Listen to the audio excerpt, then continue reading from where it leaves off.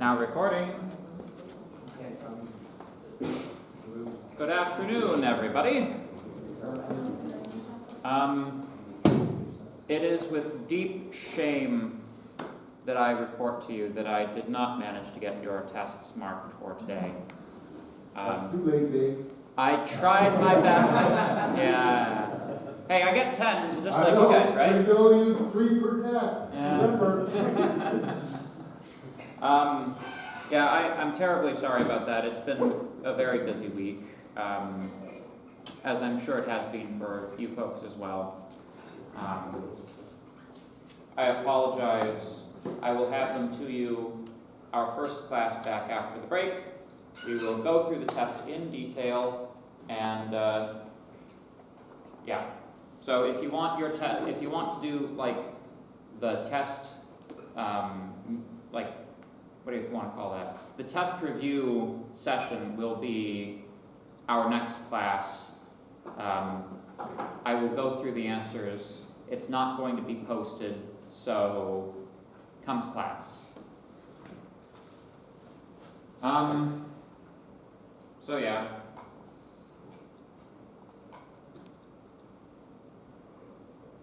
Aside from that, we are back in Java land, doing our Java thing in Java ways. I don't think there's any other items of note.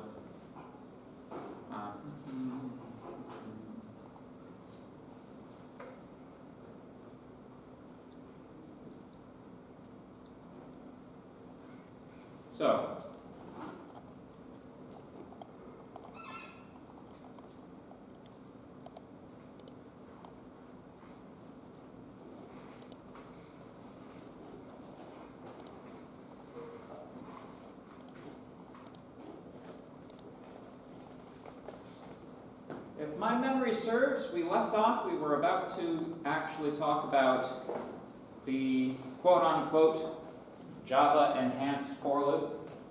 Up to that point, I had only insulted the name of it. We hadn't actually talked about what it was. So, here we go. Don't worry, we're going to be doing some in-class examples today as well. So,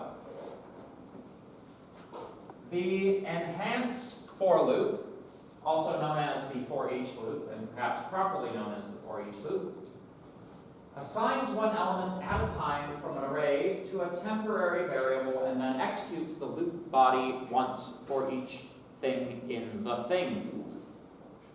Again, the for loops that you all know and love from Python have their analog in Java in the for each loop rather than the regular bog standard for loop. The regular for loop, once again, is simply a contracted form of a while loop. It's not doing anything special. All it's doing is the things you usually do with a while loop all on one line. With me so far? So, with the for loop then, if we have some data structure A, similarly to the data structures we've been pulling through this entire time, the syntax, we declare an element type, an element with its type. This type must match the type that is the carrier type for that array, right? If you're looping over an array of integers, obviously the element variable, the loop variable must also be an integer. For int element in A, with a colon, you then have whatever the loop contents is. The loop contents itself does not vary greatly from what you would put in a regular for loop. Question? You mentioned a data structure. Could you explain what is data structure? Arrays are a data structure. Yeah. The thing is, though, the for each loop is a more general type of loop. It can apply to more than one type of data structure, even in Python. So in Python, you know about lists. Did they tell you about tuples? Nah, we can do it, not. Not really? So basically, a tuple is very similar to a list in Python, but it's immutable. So you can't change it after it's been created. You can only destroy them and recreate them. That's what a tuple is. So for loops also work on tuples. You guys are doing JavaScript at the moment, right? Yeah. Have you talked about objects in JavaScript? A little bit. A little bit? Hmm? Not sure. Maybe, maybe not. So an object in JavaScript is a mapping between keys and values. So something like, oh man, it's a terrible blue marker. Try this one. That's better. A gets 1, B gets 2, C gets 3. If you assign that to a variable, you can say D at A, assign it to 5, and then it'll replace this, that sort of thing. That's what an object is in JavaScript. It's a very useful kind of data structure. Basically what it's doing is it's mapping things differently. If you were paying close attention last time in class, you will have heard me describe arrays and lists as data structures mapping from the natural numbers to some other set, right? You know, the natural numbers 0, 1, 2, 3, etc. They map to some other set, booleans, strings, and other integers, whatever. The dictionary is a mapping from strings to something else. So you write a bunch of strings. Sometimes you put quotes here, sometimes you don't. Depends on the programming language. If you're doing this in PHP, you have to put quotes in. You are mapping from strings to some other value. So,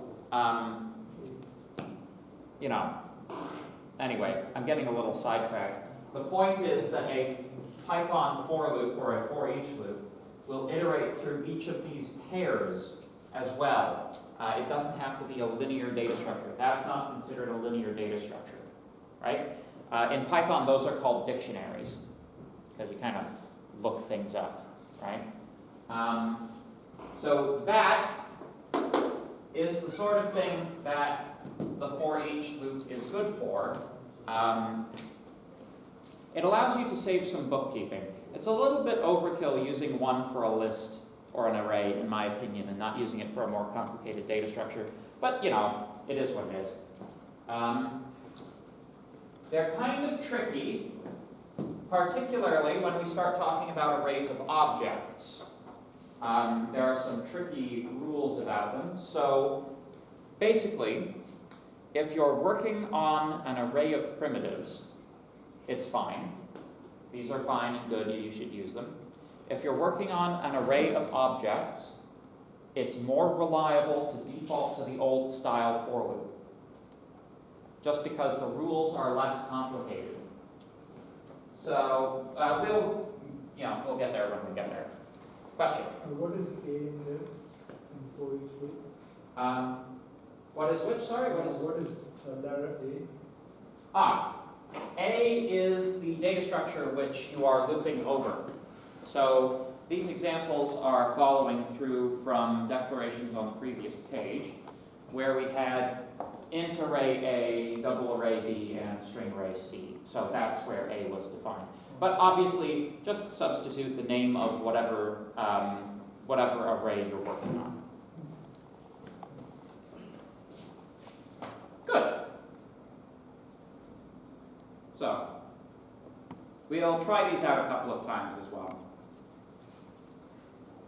So, now,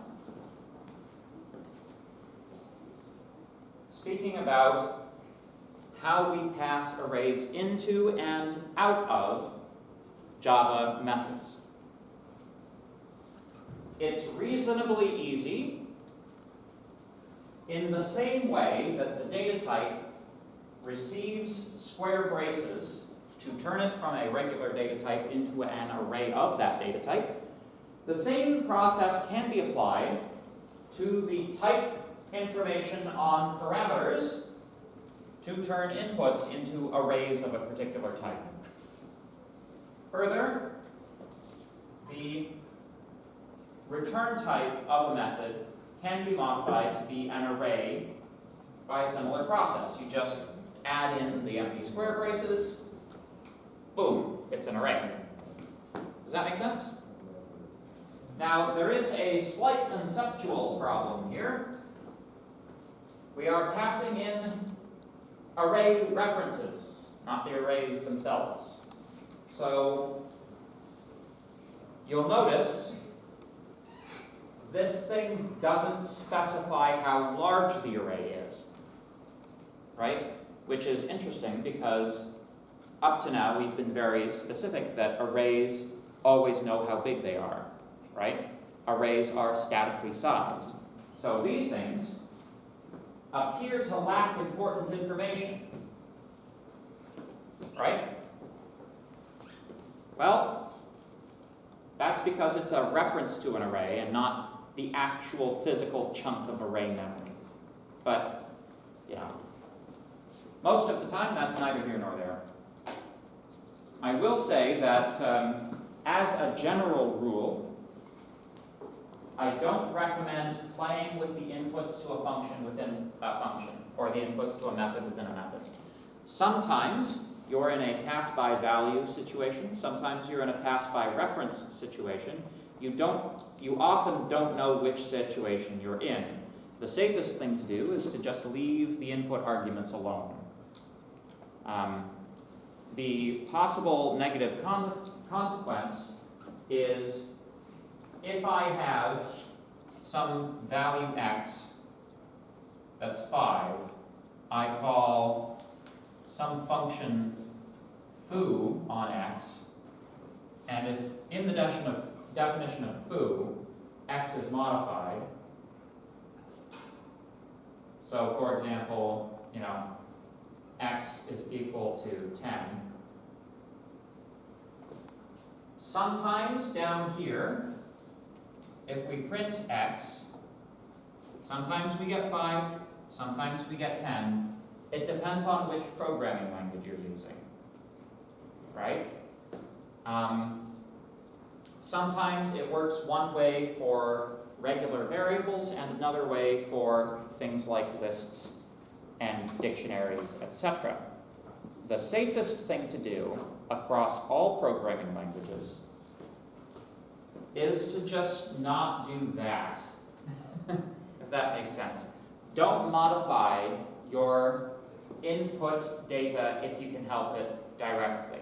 If you feel you need to modify it, it's a sort of added safety step to copy it locally, make your modifications, and then send it out, do whatever you need to do with it. Make a local copy before modifying a data structure.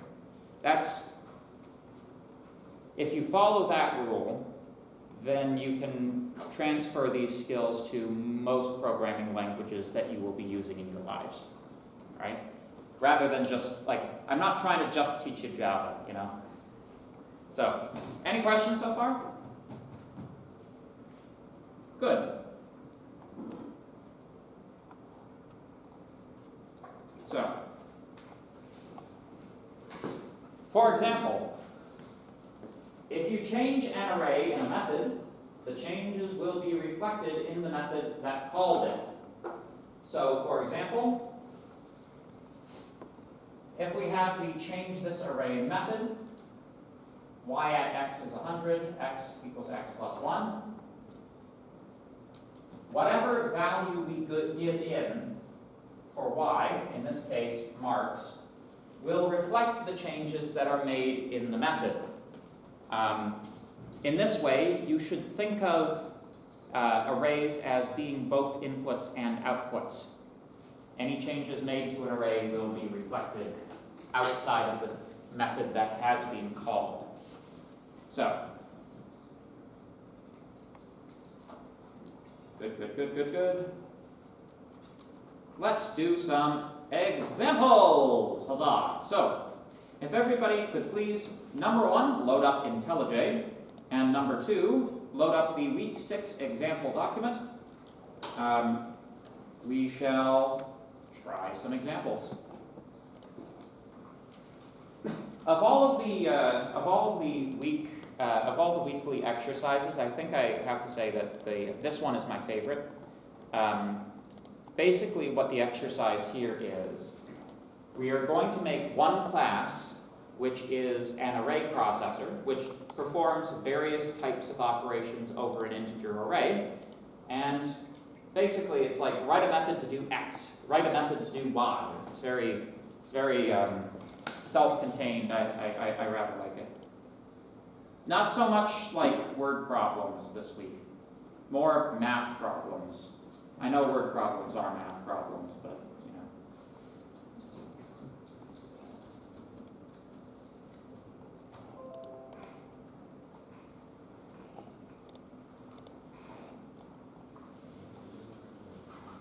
You know, the math word problem, you know, if a train traveling east at 60 miles an hour and a train traveling west at 15 miles an hour are on the same track, how long is it before your students jump out the window?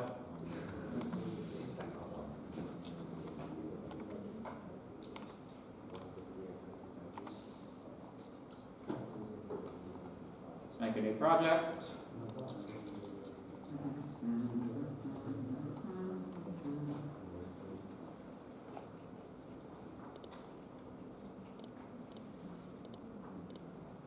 I also like this problem set because some of the problems are a little tricky as well, which is nice. I like tricky problems. So,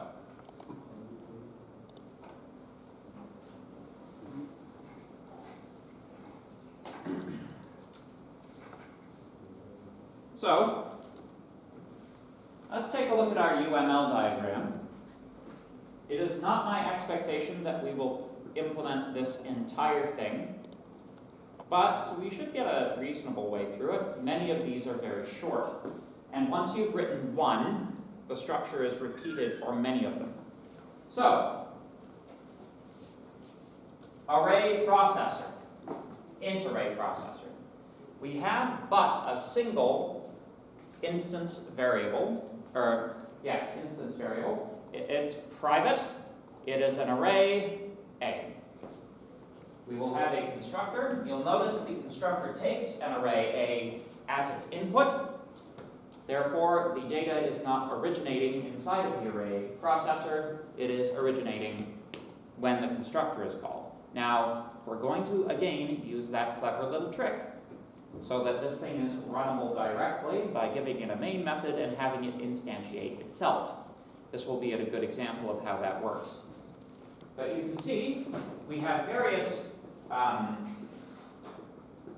functions that do various things. Basically, we're going to go through and implement some of these. So, let's get the class set up first, shall we?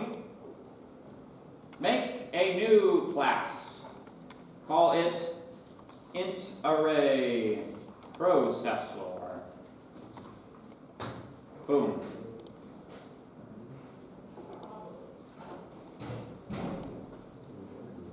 There we go.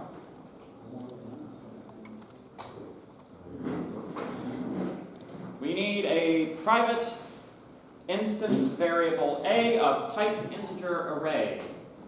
Private int array A. Boom. So, our first task is to write a method which calculates the length of the array. Now, I know what you're thinking. You're thinking, return a.length. Bad thought. We do it by hand. Come on. So, public int returns an integer, length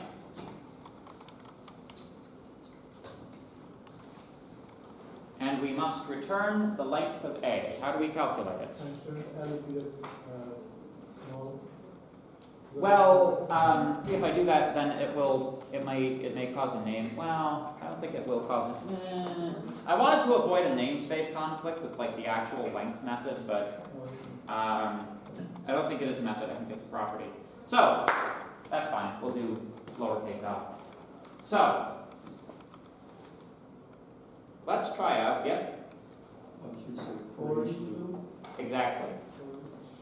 See, the issue is, if we were to write a regular for loop for this, the regular for loop requires that we draw on that same a dot length that we're trying to avoid knowing, right? So let's try out using an enhanced for loop for this question. Don't we have to fix the length of error first? No, not so. That's kind of the clever thing, right?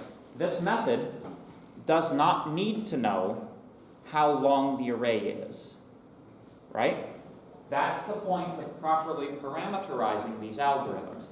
You know, what use is it to write a length algorithm if the length of the array must be known for the algorithm to work, right? So, for loop. We'll do the first couple of them together and then you guys can go off on your own, eh? So, for. First thing we declare is the loop variable.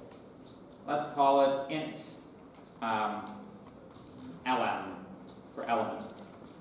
We put a colon and then the name of the data structure that we are iterating over. Now, notice, wait, this is not in Darcula. We must have Darcula. There we go. That's much better.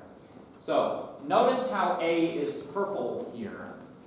Those of you who have been paying close attention to the way IntelliJ does things, if your variable name is white, that means it's a local variable. It's local to the method that it's in. If it's a purple variable, then it is an instance variable of the class. Just using the A name does not require this dot. This dot is optional. You could include it if you wanted to, but it's extra writing for no purpose. And you can see, Java knows what I'm talking about. So, we want to count the length. So, how do we count? What do we do? How do we count something in a loop? We can have a local variable like counter. Yes, we need a counting variable.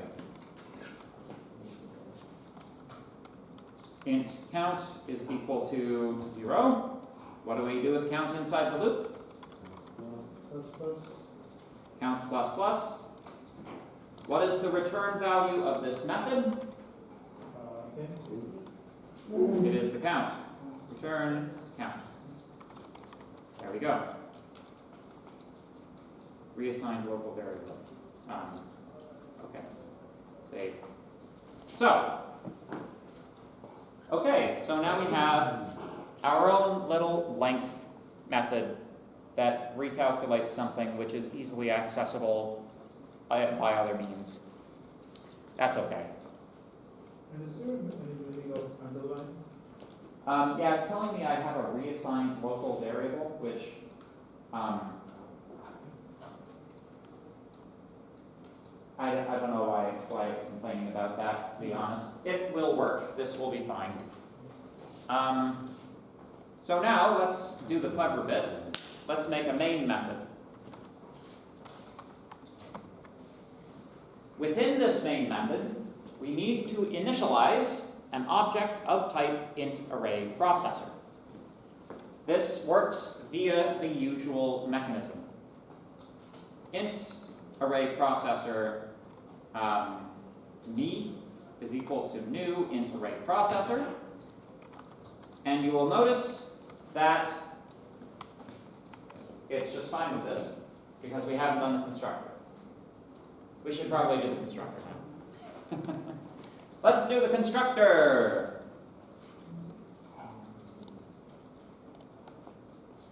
Alt, inserts, constructor, boom. Ha, ha, ha, ha. There we go. So we now have the constructor. This is actually, technically speaking, the correct constructor. The auto-generate is what we wanted. You'll notice we now have a syntax error here. Anybody care to tell me why? Remember from a previous week? Yes, sir? We have not put in a parameter in this one. We have not put a parameter in this. That's correct. Remember, Java will provide a constructor which takes no arguments by default if you have not made your own. Once you have made your own, it takes away the one that takes 0 arguments, so you have to use the one you specify. So, let us slot a nice little array in here. Ooh, I'm going to use a random number generator.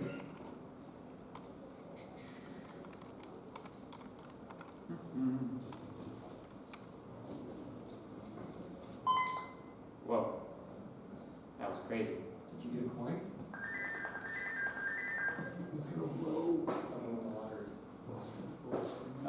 Is that your machine? Do you have any idea what's going on? It's a rebooting. Okay, because that sounded like hardware beeps. That didn't sound like it was coming through your speaker. That's interesting. BIOS just reset. That's random number generator.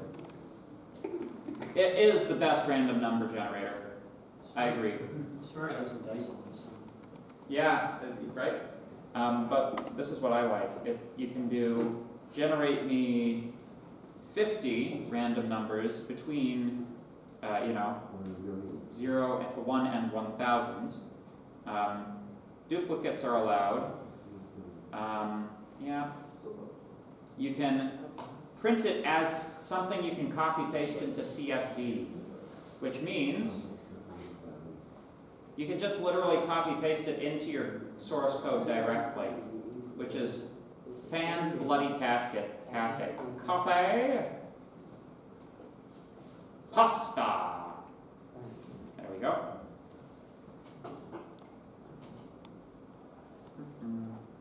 Array initializer not allowed here. Oh, all right. No, you can. You can do it. You can't do it? Yeah, you just have to put new in front of it. Oh, okay. New int array. Oh. No, int array, new int array. Like that? Yeah, okay. There you go. I'm pretty sure that method's not in the notes. No, I remember when I was trying to make the triangle in the house. Yeah, I figured it out then. Neat. Okay, so we have our int array processor stored in an object called me. Now, all that remains is to test the length method that we just wrote.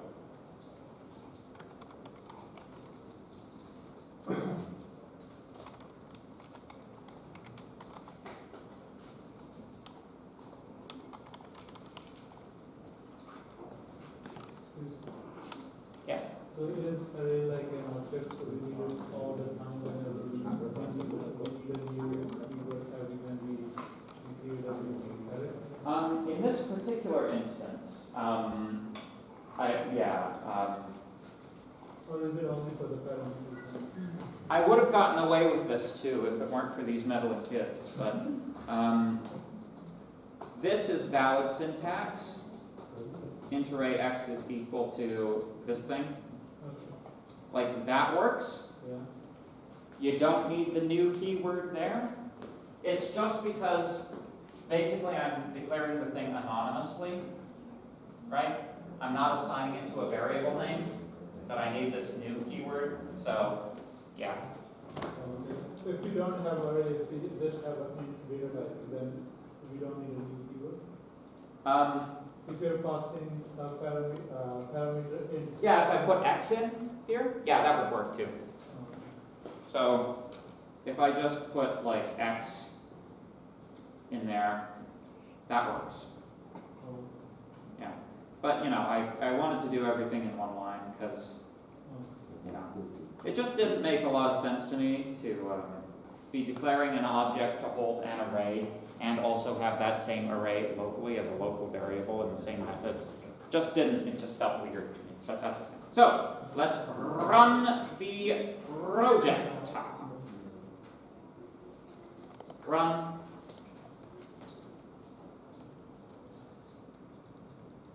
Me.length is equal to 50. Which, if you were paying attention when I generated the random numbers in the first place, that was how many random numbers I generated. So, our length method works! Very good. So, let's now consider some more of our exercise.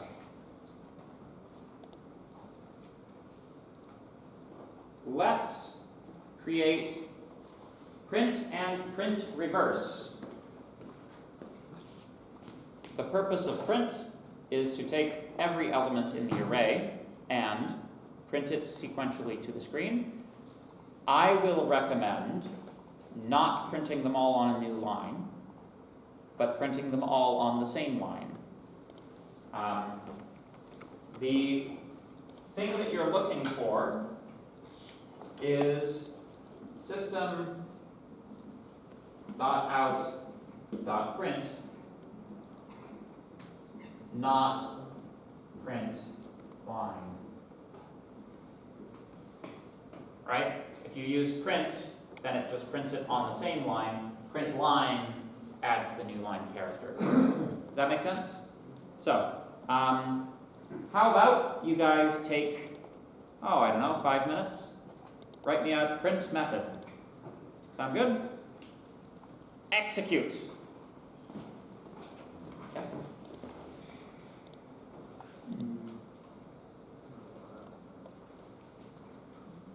Oh, it's because you are returning an array here. The length is just a regular integer, right? Not an array.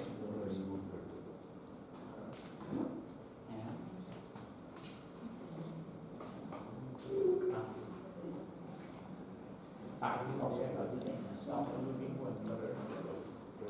You got HP.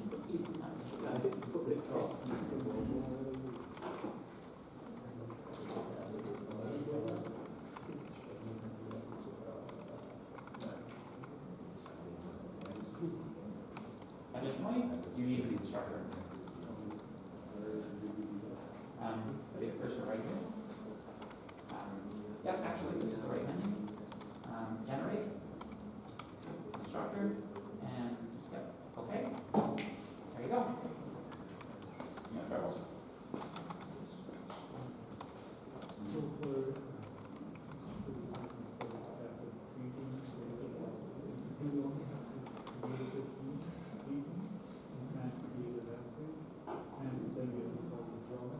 Yeah. Is it what you want to do or should Yep, I that do is inside? No, that's good. That's good. And about this.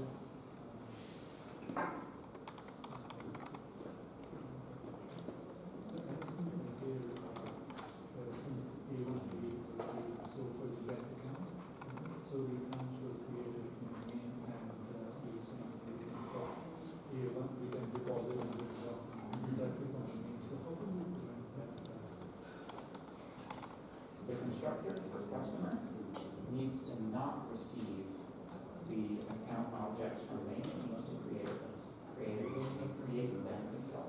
So, for example, So these needs to be created inside, these needs to be called inside. just- Constructor needs to be called inside the customer object. the process where this gets copied here and that gets copied there needs to not happen. So that means A1 and A2 should be created inside the customer object. Yes, and main should never have given it in the first place. So, for example, if I just pop that, was it this one? Oh, yes, yes. If we take a look creating the free players.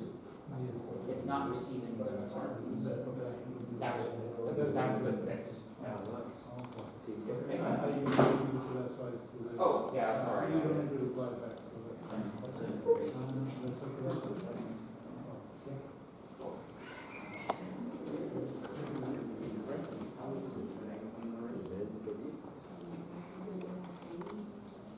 Not easy. That's like the rate of stacking sides, right? It's like, I'm having issues here, because essentially, set mine up, the only way we'll let me run it is by setting the initial value, the rate, no. Right there, no. And whenever, so that, it keeps null, because right, doesn't go good. So I end up, like, they got everything that I wrote on space, what I wanted, but. Oh, I see. Like try making an empty, connection. Is that no? That's the issue, no matter what it is. Yeah, but like equals. Oh, just this. Oh, Yeah, I've done this before. After your teacher got it. oh, engineers, those are,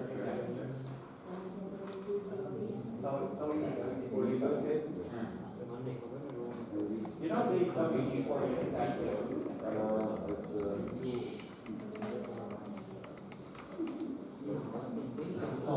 Yeah, it'll solve stuff out, but if you want an actual wood, you don't want,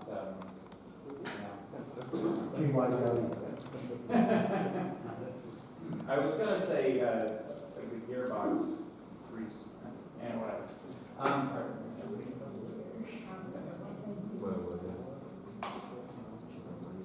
Sign was free.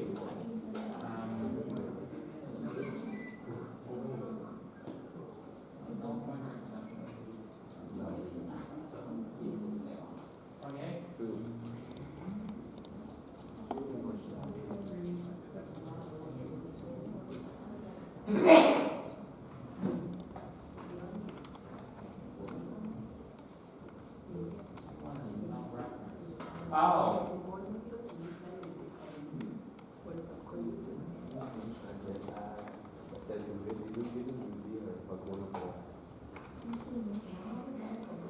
Nope.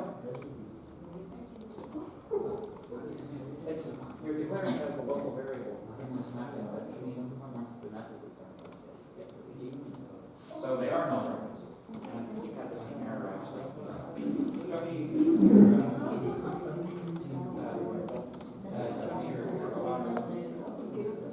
Nope, no, you're good. That's good. All right, you have it right. Okay. Yeah.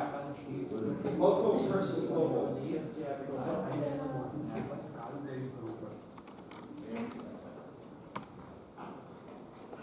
I am turning my attention to this side of the room. Does anybody want to talk to me about anything? Okay. Good. All right. All right. Let's do this. Print method. I'm going to do mine extra fancy. So, you know, just be aware of that. Public void print. So, system dot out dot print.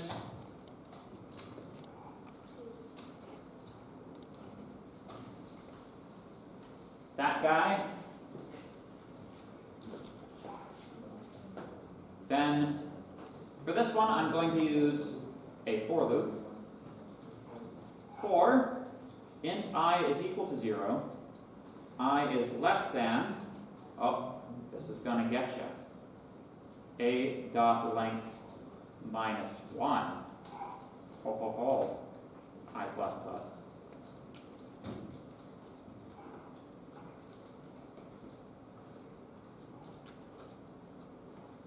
Is there? No. There we go. We print the a at I plus the comma, and then we print a at a dot length minus 1 plus closing brace.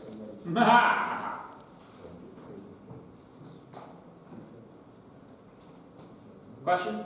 Yes, so if we use for each loop instead of this, would element there would return like memory address or would it return the value? No, this is still, it would behave the same way it does up here. Element is the actual number in the array. So it's the value, because it's a primitive type, but if it's a... Precisely. Here, I'll do both versions. Or, how about I do for each loop for the reverse print? Sure.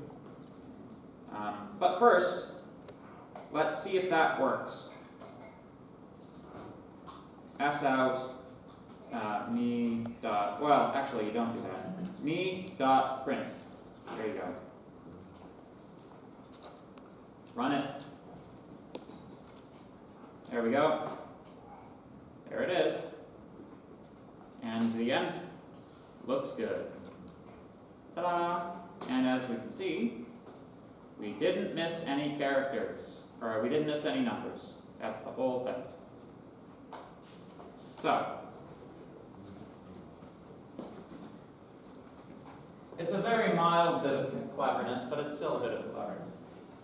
I stopped one before the place where I usually stop because you don't want that last comma. And like if I didn't do this and just printed the end curly brace at the end, and I had that go all the way to a dot length at the end of this I would get like the last number, comma, end brace, which is ugly, bad, and not correct. So, if you do it this way, you don't get that last comma, because you stopped one before you hit it, and then you print the last element separately with no comma. The alternative to this is using an if statement within the loop to see if you are at the last element in the loop, which is an if statement, you know, checking to see if you're at the last item every time you're looping through the loop seems wasteful. So, there you go. Any questions? Good. So, now, doing the reverse process should take you 2 minutes, now that you have the code for doing the forward process. So, 2 minutes you shall have.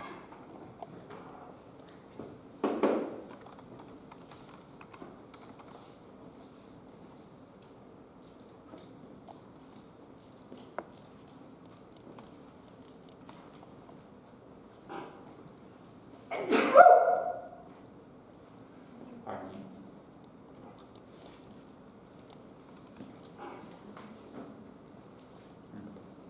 Okay, I'm going to put the for each version of this one up now for this one. Because I just realized that like for each goes through it one way, and if I wanted to like print reverse with for each, that would be stupid, because it's going the other way, you know. So we can't do it with the for each loop? I mean, you can if you really, really want to, but you turn it into like an n squared algorithm.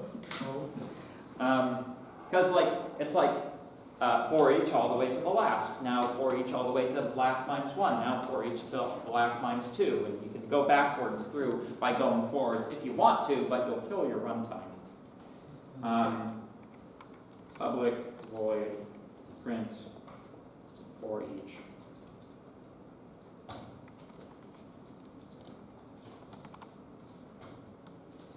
For int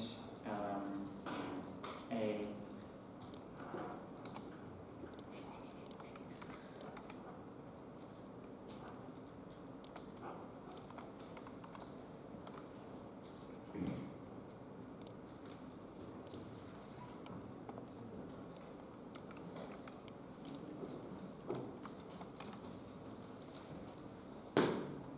in this case, I don't really care to fix the comma. With the for each loop, you don't have control over where you end the loop. I was doing this cleverness because I do have control over where I end the loop. So this method won't work on a for each loop, so I'm just gonna leave it. It'll be good enough. All right, how many people got that done?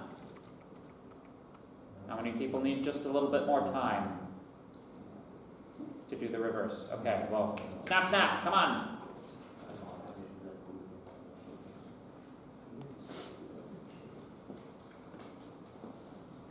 It's like copy, paste, modify 3 numbers. Well, 4 numbers.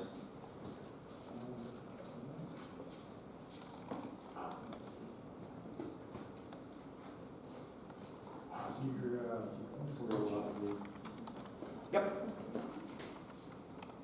How about I just get rid of this thing?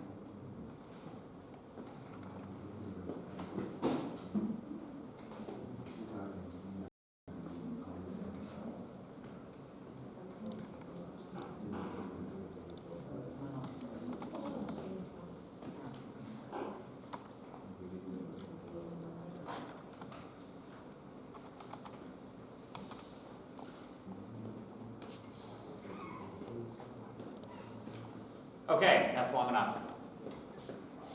Print reverse. Copy. Pasta. Print reverse.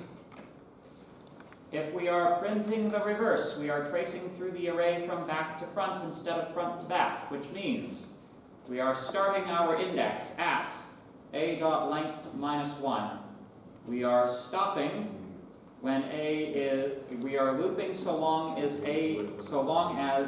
I is greater than 0. I is being subtracted instead of added to. And here, we will want 0 instead of a minus 1. If we print that, me.print reverse. There we go. You can see, although it's easier to see with a smaller array, so I think I'm going to chop this down a bit. 50 elements is too many elements, as it turns out.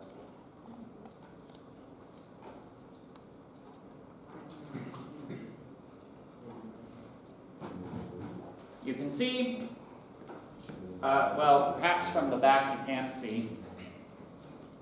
There. You can see that from the,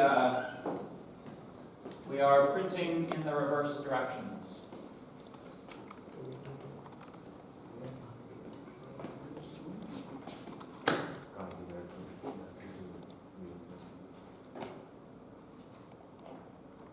There we go. Any questions? Yes. Why did we make that for each method? Oh, I just wanted to show what it looks like to use a for each loop for this. Since, you know, for each loops I just did a different version using the different type of loop, you know, for teaching purposes. Yeah. If you wanted to see what it looked like with a for each loop, there you go.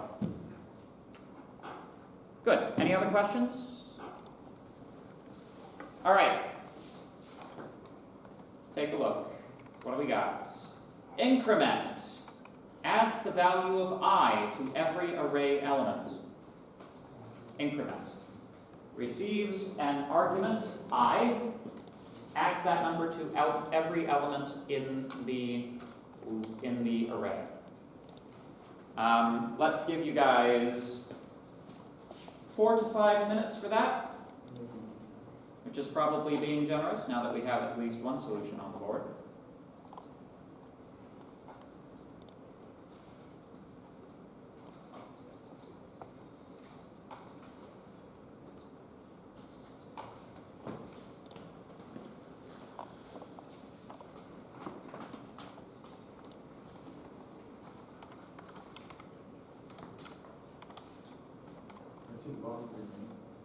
Yeah. It's just 2 math calls.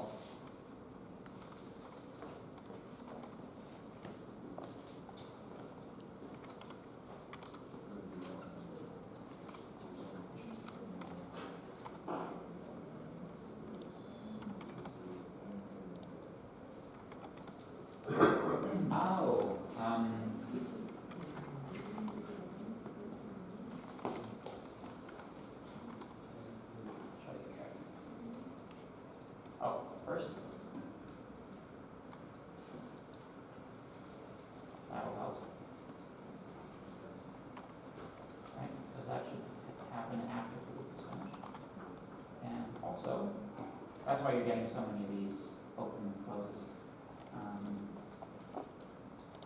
You find, yeah.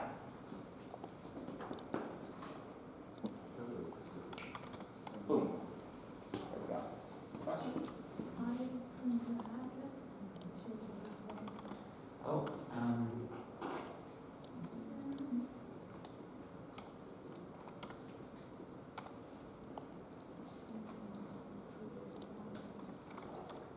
Oh, no problem, it's right here. You're printing the me object. Check the ends of these lines.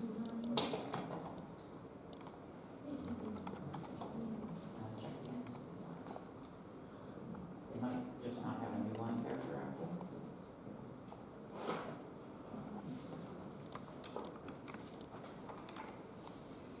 Yeah, there's the third one.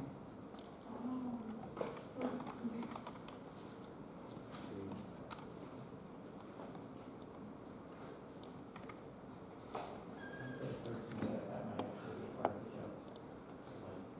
That's not really a good way to think, and that's not really good, but good adhesive.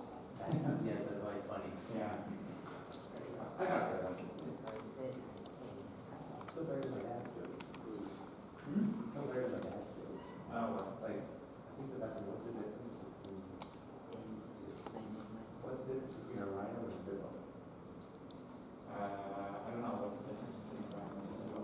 A rhino is quite heavy, the zippo's a little lighter. Good. Why is a raven like a writing desk? One is the rest for pens, the other a nest for wrens. Why is a raven like a writing desk? One's the rest of the time, and the No, I got a different answer. Alright, Over on both. I knew there was some Edgar Allan Poe, like, I was doing that for the first one, I wasn't ready for the rest and pens. Why is a raven like a writing desk? Depends the child that was to sit on it. They both have inky quills.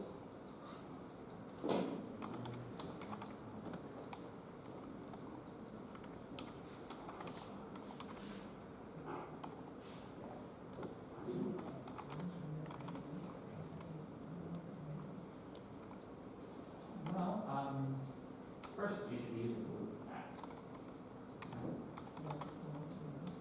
Yeah, like, what's the point in assigning 110 times? You should try to do it. Right?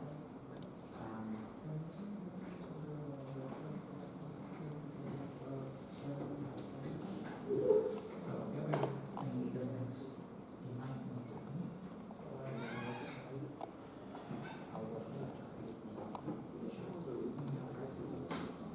Oh, don't use a package. Pull this up to this level. Back here. Yep, get rid of that.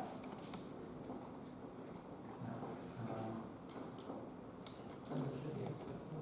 But you might be having a problem with.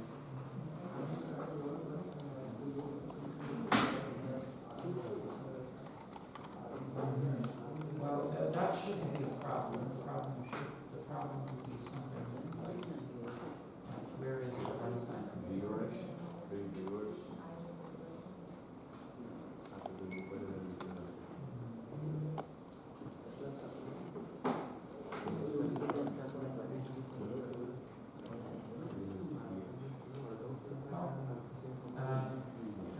I think that's an intelligent problem. In the meantime,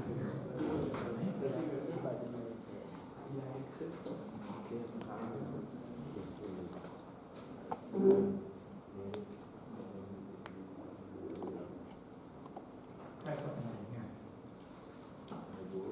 I'm gonna, I think, probably switch to that pretty soon.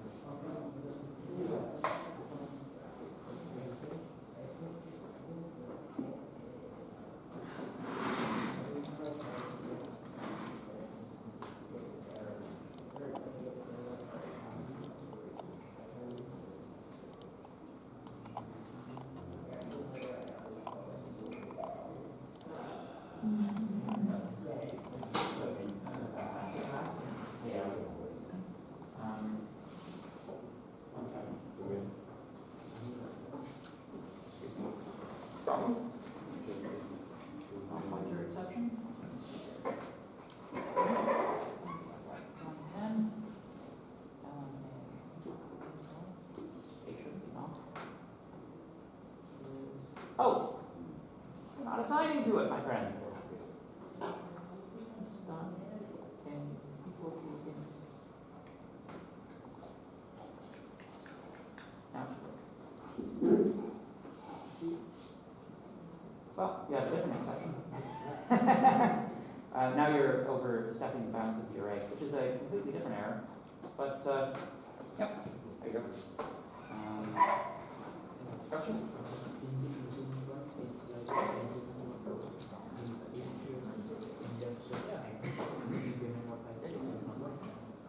Yep, that's it.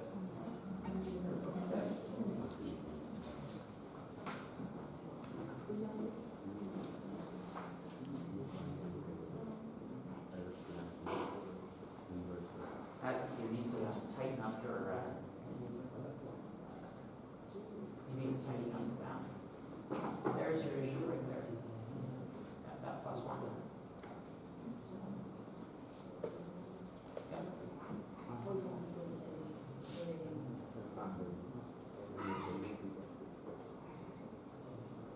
Different issue. But that was your previous error. Question? Figured it out. Okay, cool. For each loop, can you modify this to Not easily. Like, for each loop, like, I was able to do that with the for loop because I can tell it to end one iteration too soon. You can't tell that, you can't do that with a for loop because, So it's not like you're not able to use it for printing or displaying the output.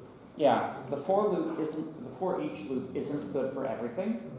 The for loop will handle everything. So for each loops can be more convenient, but the regular for loop is more reliable. All right, increment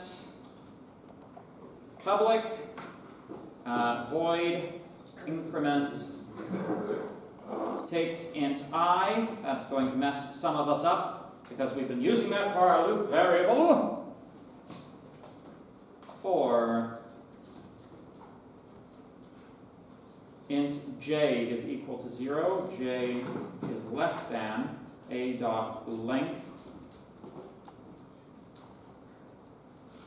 j plus plus a at j plus equals I, bing bang boom. That's all you need, folks. In fact, you could say that it's so short even the curly braces are unnecessary.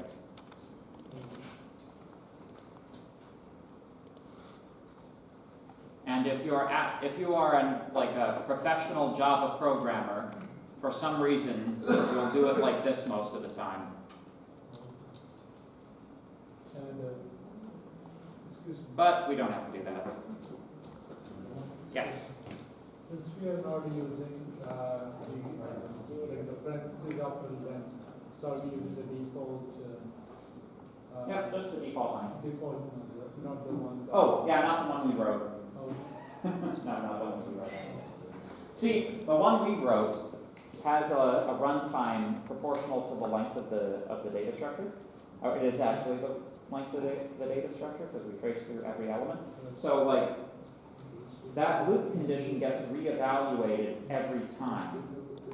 So we're running a loop just to do like basically if I were to use our length algorithm, this becomes an n squared algorithm rather than just a linear algorithm. It becomes a squared algorithm. So it's highly inefficient to actually use the method that we wrote. It was mostly for demonstration purposes. So let's test it. Me dot increment by 10. Me dot print.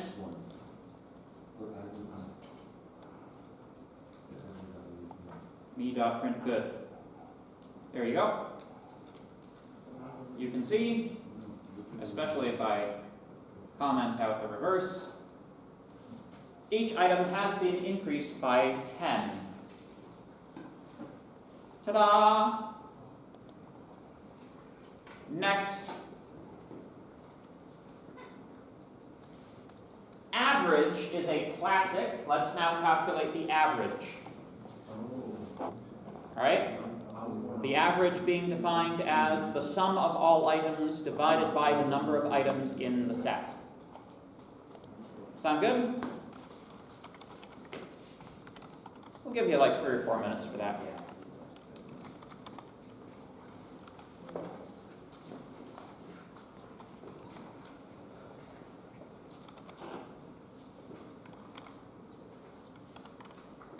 I won't make you guys do standard deviation.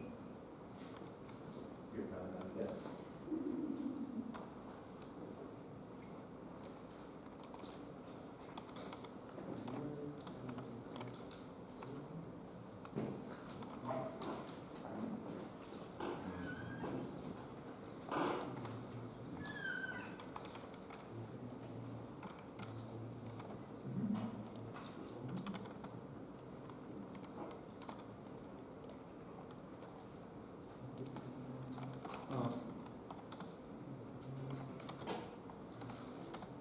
Why is this second level?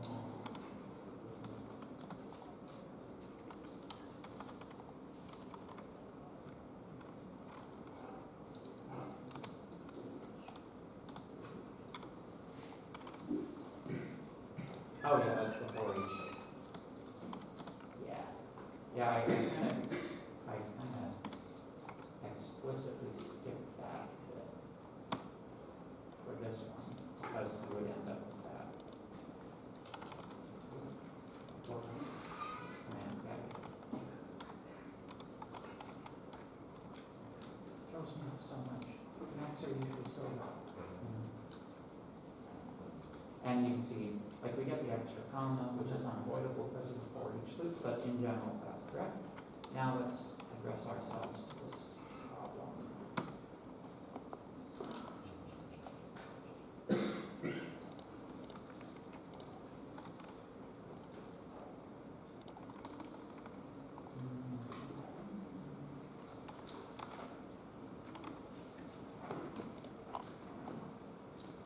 Ah, that's the issue.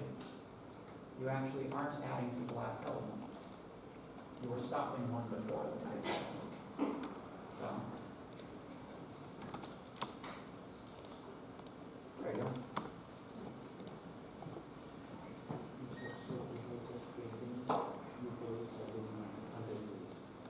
Well, no, what was, okay. Yeah, it was stopping the increment loop before it hit the last element, right? Because remember, if it's less than a dot length, like if the length is 10, the maximum index is 9, and once I becomes 10, it kills the loop before it executes, right? So, so yeah, if you say I is less than a dot length minus 1, you're excluding the last element, right? The reason I was doing that in the print loop was because I wanted that last element to be outside of the loop so I could fix the comma.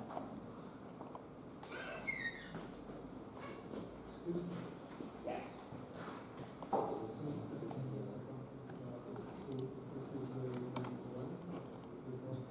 Yes, yeah, we're all retentive.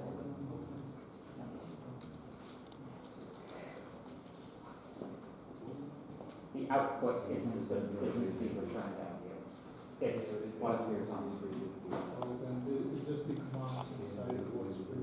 It's not like anything running, it's the commands inside the draw. Precisely. Good. How many people got that working? How many people need just a little smidge more time? Okay, a smidge you shall have. In order to calculate above average, do we need to have average? Do we need to calculate the average? Yeah, to calculate above average, you should have the average. Average. Yeah. I mean, that is the way that it's been written in the UML, actually. If you take a look, you do average, then you do above average, but, you know. I guess average was so, like, such a basic definition, they didn't feel they needed to provide it here.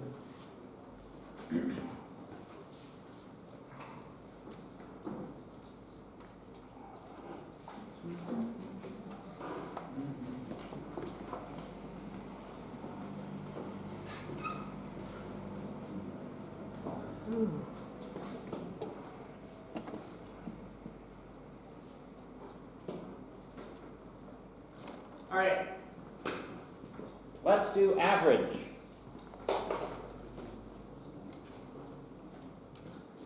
Public, double. Average, why is the return type a double? Because we have to divide and then we answer. Right, this involves division, and it's absolutely the case that the average of integers might be a real number. So in general, we need to take a sum. Int sum is equal to 0 for, well, let's use a for each loop here. For int lm in A, sum plus equals lm. There we go. We have our sum calculated. Return, cast as double, the sum divided by A dot length, which is also the number of elements. Question? Can you also just define sum as double? Can I, oh yeah, I could define sum as double, yeah, that also works.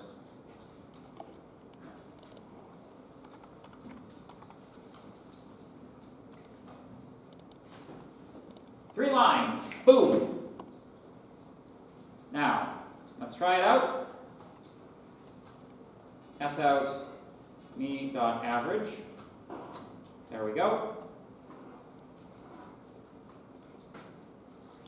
The average in this case is 559.90909090909090. That's okay. Make sense? Good. Now,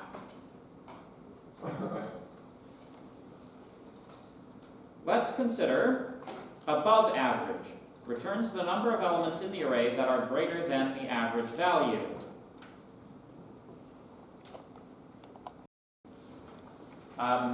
This would, technically speaking, be a measure of the skew of the data.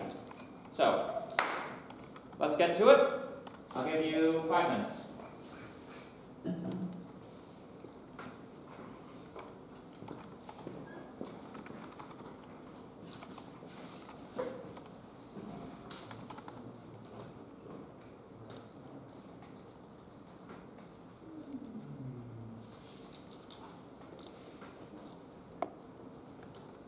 Are you getting nothing at all?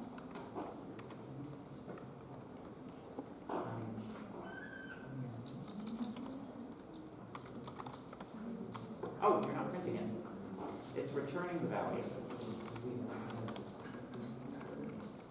No, you have to, like, so the average function is returning an integer value. So just S out and plot that in.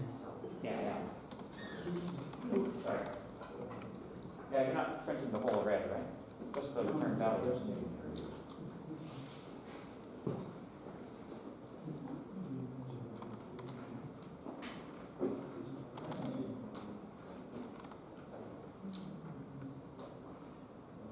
Oh yeah, you can't plus equal until you have an initial value, right? Right? It's like if the initial value hasn't been set, what is an unset value plus 5? Right?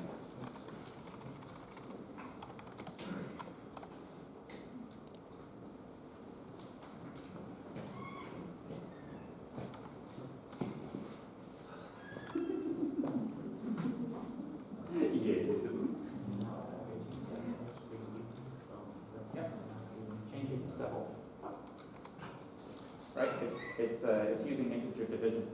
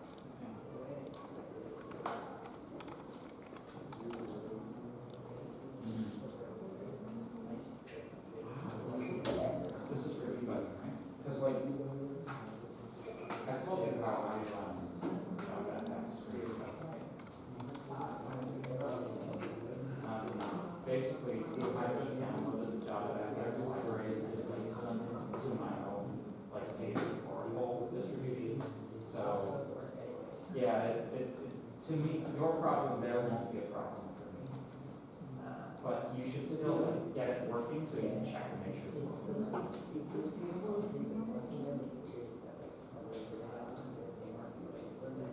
Oh, fair enough. Hey man, I'm not telling you how to submit your exam, just letting you know.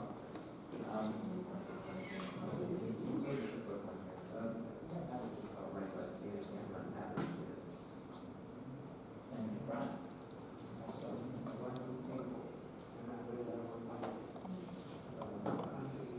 So you do.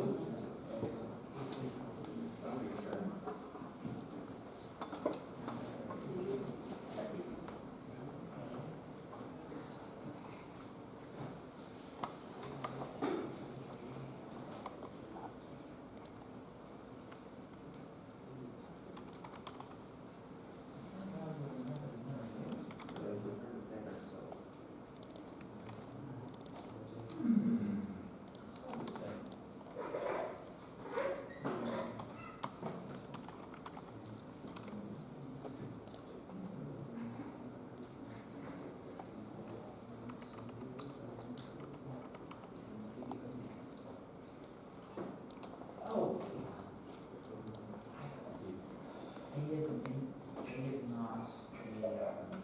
It's not, you're confusing the object with the array. A is the array, it's not the object that we're making methods for. Okay, so should I assign this? So shouldn't this get the value? Yeah, it's gonna need to know the average.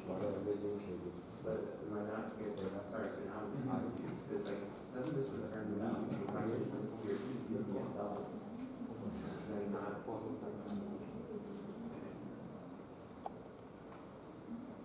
Oh.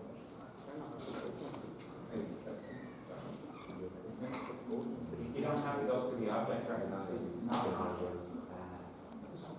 For assignment two, should we use static tables? For assignment 3, no, unless it calls for it in the UM, no, really, I don't think it does. What's the meaning of it? So variable, there was an instance variable, I believe that's normally used for constants, like pi is not capital T, capital Y.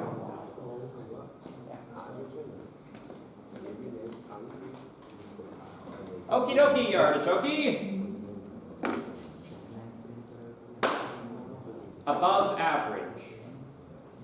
Public. Int. Above average.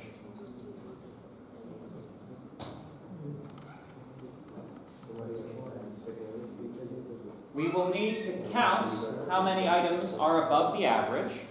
So, let's put in a counting variable. Int c is equal to 0. We will need a loop for int element in A. And now, we need to do some very basic decision logic. Is this greater than the average? Yes. Increase the count. If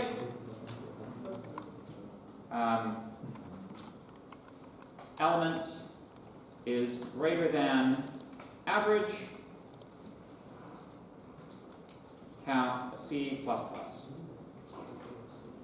And at the end, we return C. Finally got some C++. Right? So, this is probably pretty close to the solution that a lot of you came to, right? Would you like to know how to improve the runtime? Yes. Here's a question. How long does this take? Same amount of time. It has to go through the whole array each time it does it. Precisely. The way that we've written this right now, this average is recalculated every time we run the loop. Calculating the average itself takes n steps. So, by including this method here, we have made this into an n squared algorithm. Okay. Two ways to fix it. The first way to fix it, double average is equal to the value of the average method. There you go. We have taken an n-squared algorithm and changed it to a 2n algorithm. That is to say, we run n and then we run n again. It's 2n, not n squared. That's much better. Right? We calculate the average up front, cache the value, and then use it throughout the subsequent operation. But we can get this even better. Right now, we are caching the value as a local variable inside of the above average method. If we cache that value in the class itself, that makes it much like in the above average method, we don't even have to calculate it at all. We can just use the cached value, right? The only trick then is that average will actually have to have been run, right? So one of the things so this is how you would do it, right? You would say, let's make a private double value average. Inside of the constructor, we will have to calculate the average to populate that value. And we'll have to modify the average method here to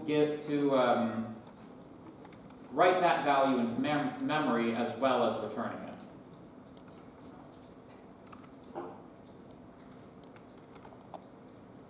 Right? Does this make sense? So now, when the array processor is completed, is created, it automatically calculates the average of the items you put into it. The average method stores that average in private double average. Now, we can pull that guy down. Can we initialize average in the construction? Can we initialize average? Well, that's what we're doing, indirectly, right? Oh, I suppose, yeah, we could. We could just do this. That's true. Thank you. Then that saves us a line of code down here. And there we go. Yes, we can assign to this dot average right there in the constructor. That probably makes more sense, yeah. So we are assigning to average within the constructor. Therefore, when we get down to above average, we no longer even need this line of code. It's already being set up for us. So the advantage, although we should, okay, all right. Counter argument to the way you propose to do things. If the values in the array change after creation, the average would need to be recalculated, right? So it makes sense then that the average method itself is responsible for updating the average variable, right? So I'm going to put that back in.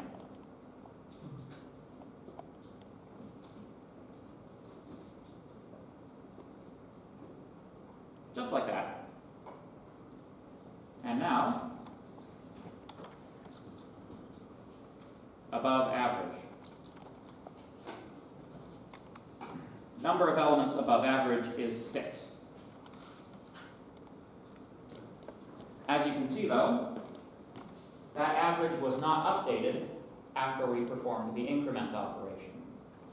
So, if we wanted to keep the average up to date, let me show you what the consequence of that would be. If I incremented by 1,000 rather than 10,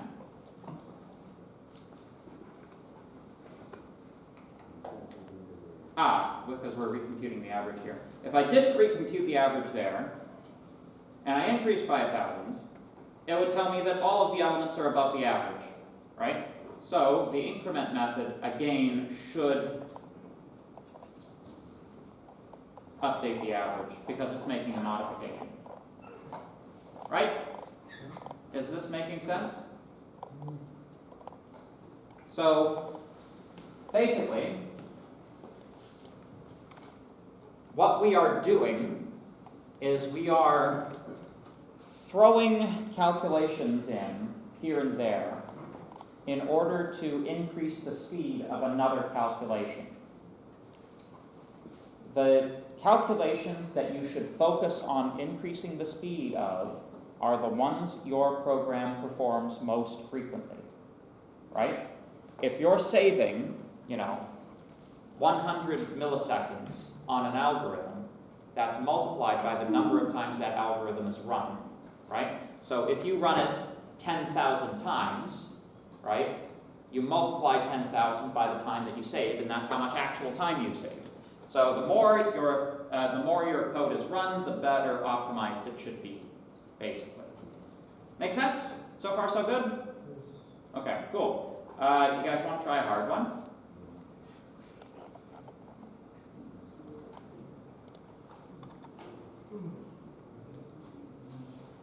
So,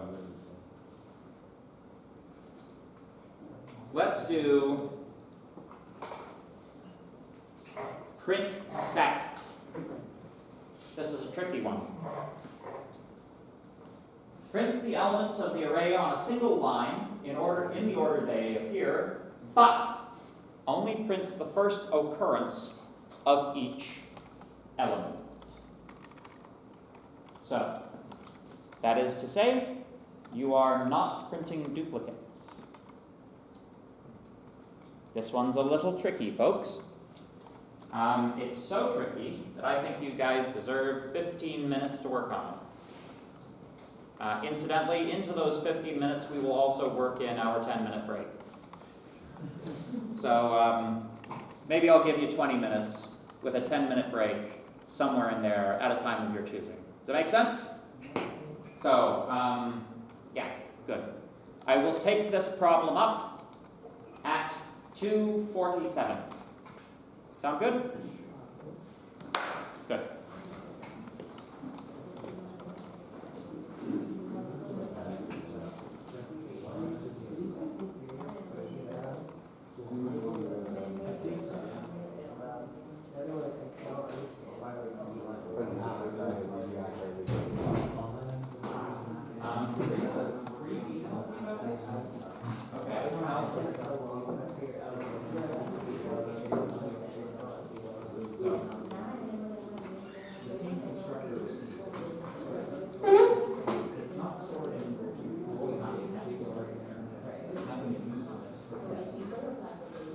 It's passed directly on to the player.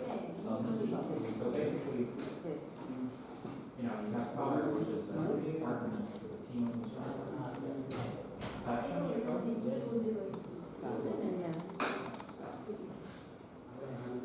See where it is? See this? Like, your argument is a local variable. Right? So, you need to call the player constructor 3 times in the team constructor. Oh. And then the color gets passed in that way. Okay. Does that make sense? Yes. Yeah, you see, you're creating your players inside your drawing. Yes. Here is bad. Because that makes new players every single time, right? Plus, these are also local. And the players should be. That's why we didn't call it local. Exactly, yeah. But if I put these guys in Recall what the arrow means, right? It means that there's an instance variable of the class that is that object. So your players should be up here. oh, it's great. I was just thinking it was bottom. That's how it is. Remember our basics. Right. Those arrows mean that 3 of these go in there, 2 of these go in there, 1 of these goes in there. Okay. I see. Okay. That's an easily disciplined. Yeah. So that makes sense. Oh, well, okay.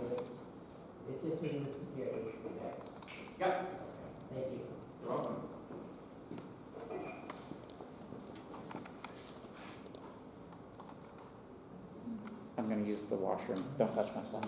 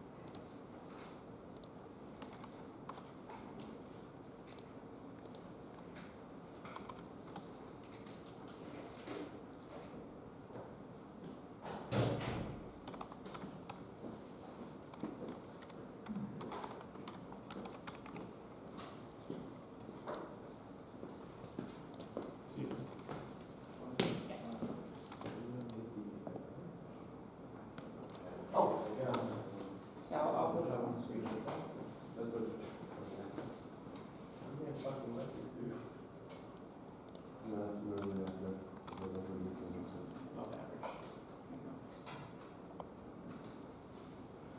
Of course, I made the average and Do we ever display that? Hmm? Do we ever display that? Yes. So I made this AVG variable an instance variable of the class. And I'm updating it inside of the average function. So otherwise, the thing you would do is something like double AVG is equal to average. If you throw that line in, So then that's the public internet that you did then? This is, that's where you put the. yeah, I called the average method there as well. Yeah. That way, when the thing is initialized, it'll calculate its own average in advance. Oh, wait, you might not have been, okay, show me your average method. Remove that one. Declaring it as double makes it a local variable, right? Here.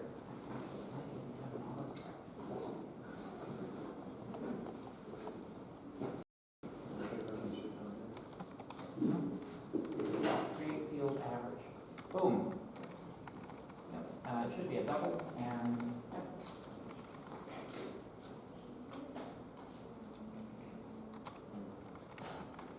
a few other errors of the different variety, if I may. Ah,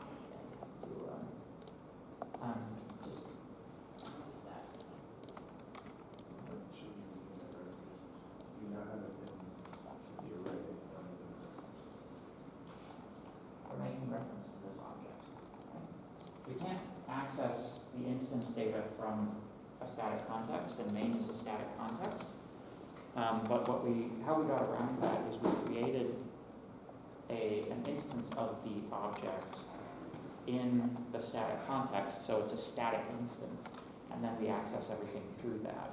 And that avoids the issue of it barking at us because we're trying to access instance information from a static context, like a bunch of weirdos. Ha, ha, ha, ha, ha.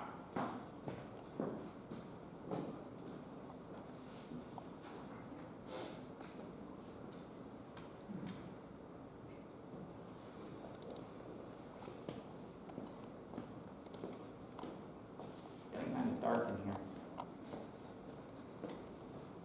Because you have Dark below.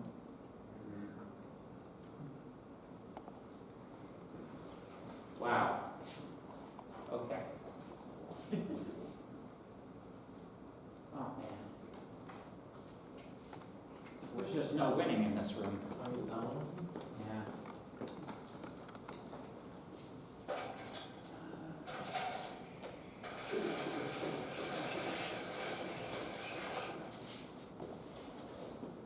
Plus, those ones are really only like, at most, 2/3 of them. Yeah.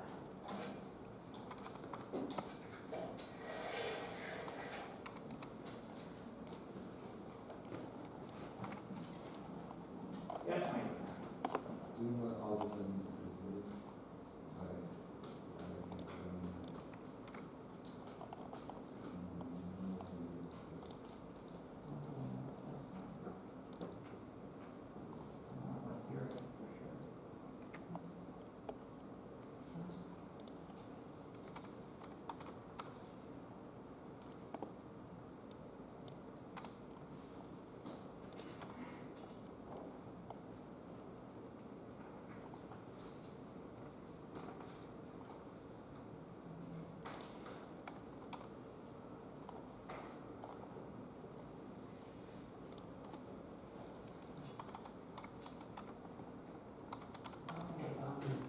Did you, feel like you had the files in the file system and you tried to like open that location in the file system? This might not be a IntelliJ project. So, make a new IntelliJ project and like, I think it works if you take the files and drag and drop them into the source folder here one at a time and just let it make the project where it wants to, somewhere reasonable. Does that make sense?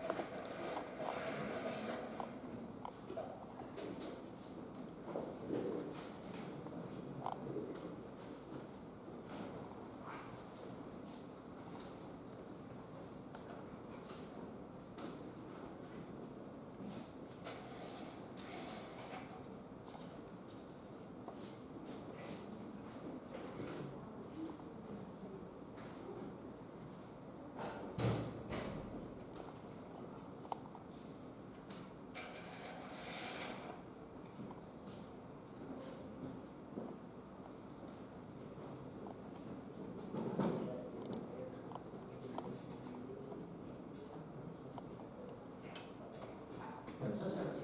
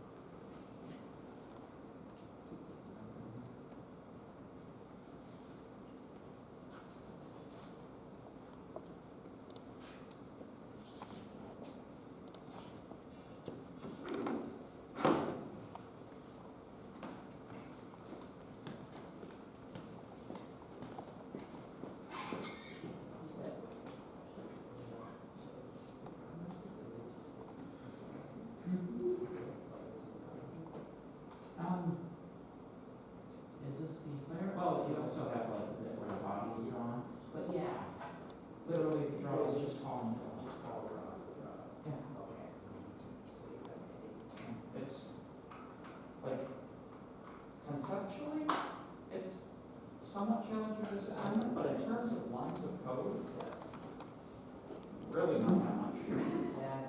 Which, part of the point is to show off.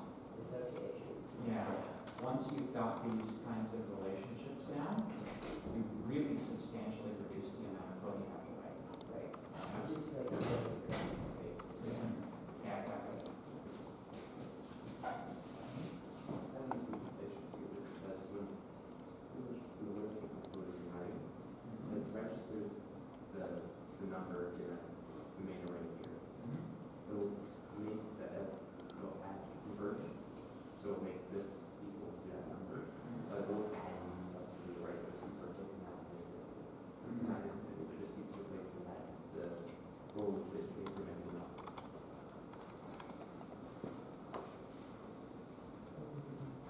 Because whenever it connects X, I keep getting 0.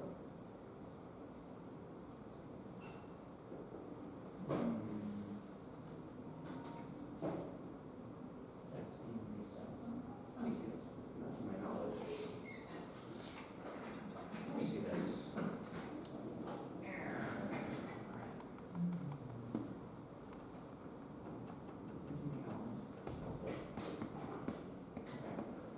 I'm gonna show you exactly the first one.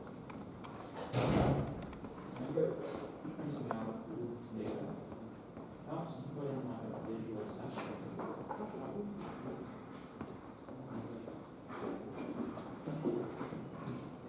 Now you can see.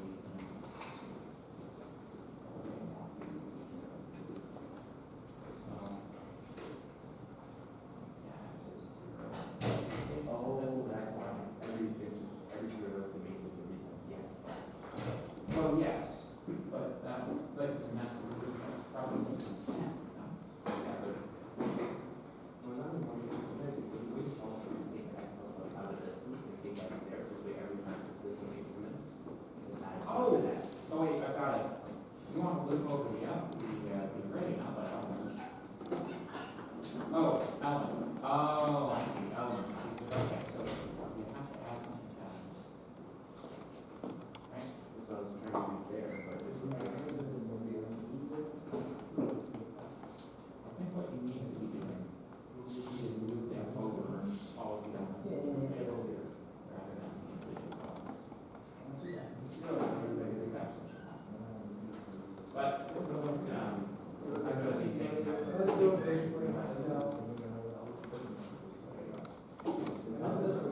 Yeah, I don't know. That's because every time it goes through X, that's why X outside that world there. The other thing is elements, is initialized as a single sequence, right? It's not a list. You gotta know how many things there are in it when you initialize it.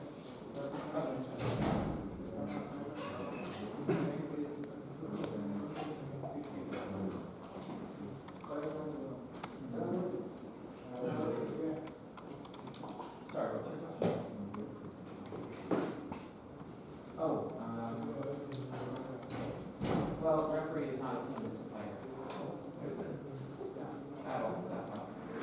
It's a player, not a, it's an individual player, not a team. Make sure that its X and Y are substantially different from yours. Okay?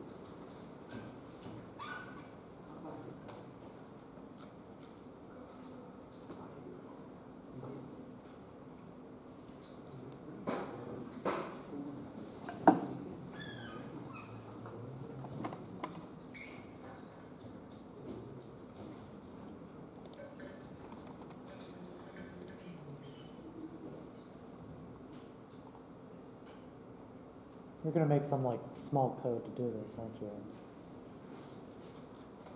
I'm gonna try. I'm gonna do, I don't think that I can get it down past n squared, Hmm. but we'll see. Mine is 22. 22 lines? Yeah, It works? yeah, but it uses 2 additional arrays. Yep. This one's easy, this one's just printing, right? Yeah. Unless you were also solving get set at the same time. I could use get set to make this a lot smaller. Well, I could basically just take a chunk out and use get set And then print it. and then print it, which would make the lines like this big. Yeah. So, all right, folks. Get set. Now that I think about it, I think I will solve get set for you because print set is literally just print the results of get set. Right? Yes? So if we print, if we use breaks, does it break out of those loops if we use nested loop? Nope, it only breaks out of the inner loop when you use break and you have nested loops. Actually, in Java, this is like, technically speaking, Java does do go-tos, and this is like one of the rare uses that people have of go-tos in Java, is they use it to break out of all loops at once. But, like a super break. But, anyway. So, here's what we want to do, right? If we have an array, 1, 1, 2, 3, 5, 3, something like that, we want to trace through the array, picking out only those elements which are unique. So, and leave them in order. So, the output, if this is the input, our output that we desire will be 1, 2, 3, 5. Again, I'm going to do the slightly harder problem, which is get set. It's not that much more. It's honestly not that much more hard than print set, but once you've done get set, you get print set for free. You just print what you got, right? So, the question is, how do we get there? The basic approach is that you need a doubly nested loop. In rough terms, for each element here, you need to trace through the array, checking to see where other elements which are the same might be. Now, you can repeat this check for each of them, right? Basically, one approach is to do a backwards scan through the array, see if this number has occurred before, right? This is, not necessarily a bad way of going about it. The way I want to show you how to do it is to use a marking array, a marked array. This is a technique that will serve you well in more advanced algorithms classes. Rather than constantly having to use processing cycles to look backwards and backwards and backwards, we can do a forward-looking algorithm that marks things as we trace through the array. So, basically the idea is, we're looking at this one, right? We then trace through the array forwards. Anytime we hit this number, we keep track of a secondary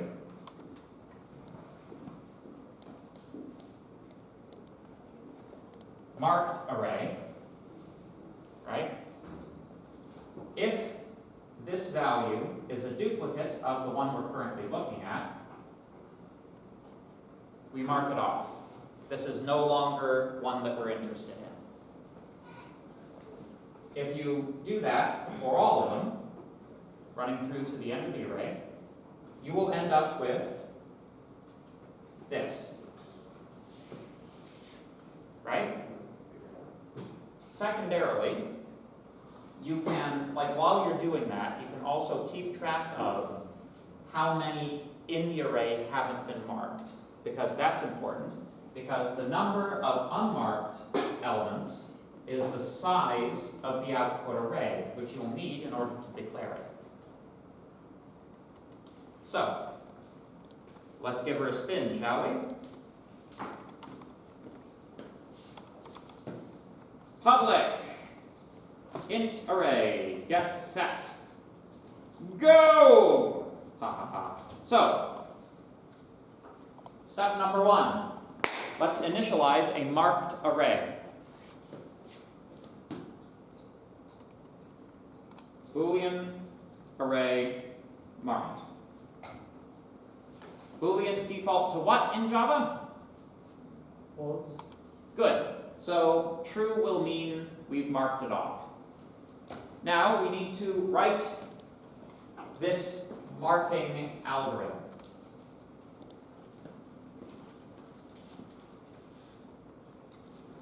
The first loop is going to iterate through looking at each element in turn. That will be I. Since it's an I, we shall call it I. Jokes. Huzzah. For int I, I is less than a dot length, I plus plus.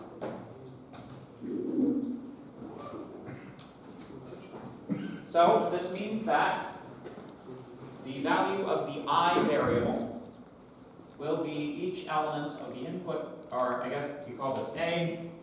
It will be each element of A in turn. The next thing we need to do, I need to increase the font size, sorry guys. There we go. Better? Yeah. Good. The next thing I need to do, for each of these, I need to trace through the rest of the array.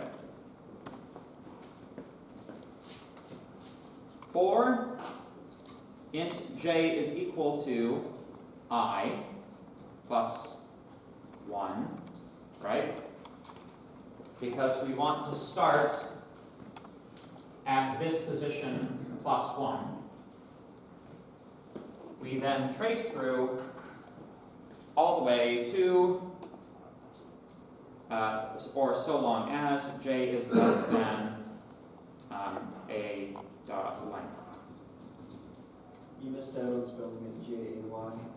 Oh, true. We're gonna do I. Yeah. There we go. I and J. There we go. So, here's a question about our boundary condition. What if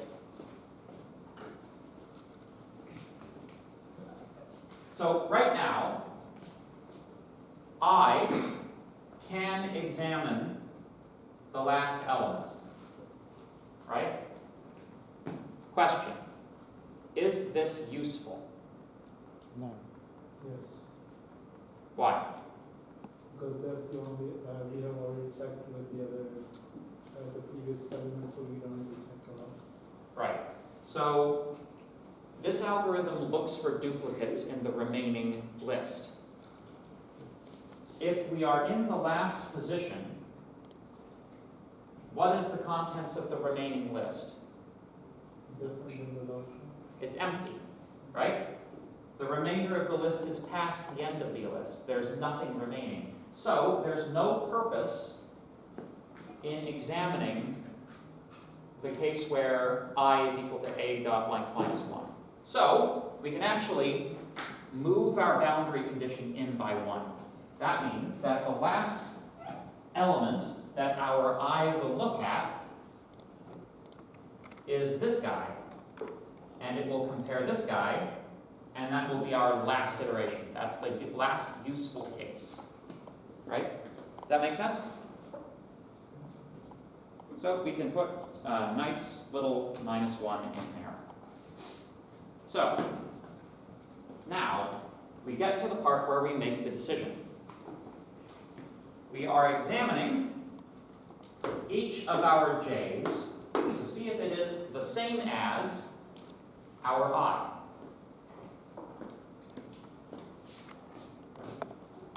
If A at I is equal to A at j, we do something. What do we do?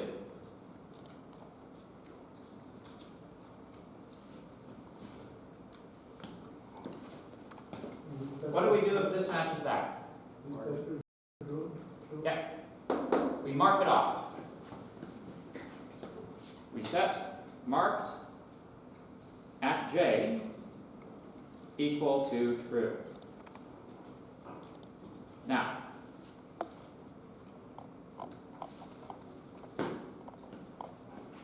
there we go. Now, according to this algorithm, you run into interesting cases, right? Let's imagine we had an array that looked like 1, 2, 1, 1, 1, right? After our first pass, we end up with a marked array that looks like this, right? What happens when our eye is looking at this second one? Obviously, it's going to match all of these guys, right? It's going to match the next two, right? We've kind of already calculated that. These guys are already marked off, right? So really, we don't have to perform this comparison step if this one is marked off, right? So we can save ourselves a little bit of time. Skip the loop, the inner loop, if the eye is looking at something that has been marked off. So if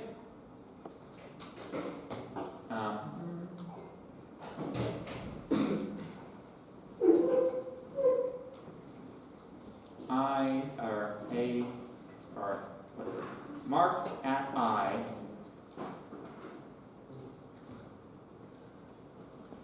go. There we go.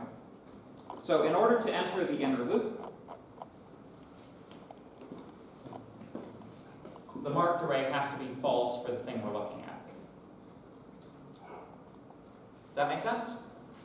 Saves us just a little bit of time. Well, actually something like that could save you quite a lot of time depending on the size of the array, right? It also, that little addition, turns us into a best case linear algorithm instead of a best case squared algorithm, right? Because the best case scenario is now every element in the array is the same, right? So if every element in the array is the same, we can trace through the entire array once, skip every other inner loop, pass that down, and as you're going to see, turning this into that, turning this and this into that is linear as well. So, we managed to get best case linear runtime. Not bad. Depends on the degree of repetition in the list. I keep saying list, but I mean array, but hopefully you know what I'm talking about. So, so once we've got, that's actually all that's required for this, for marking the array.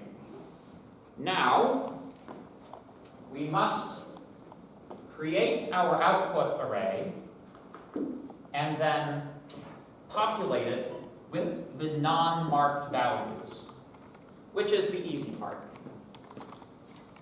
So, however, we need to keep track of how many things haven't been marked. So, create an int output size, set that equal to a.length right off the top. Every time you mark something off, output size minus minus. Now, with those two lines, every time with Python tutor. Now, while we're iterating through, we are at the same time keeping track of how big this thing needs to be at the end.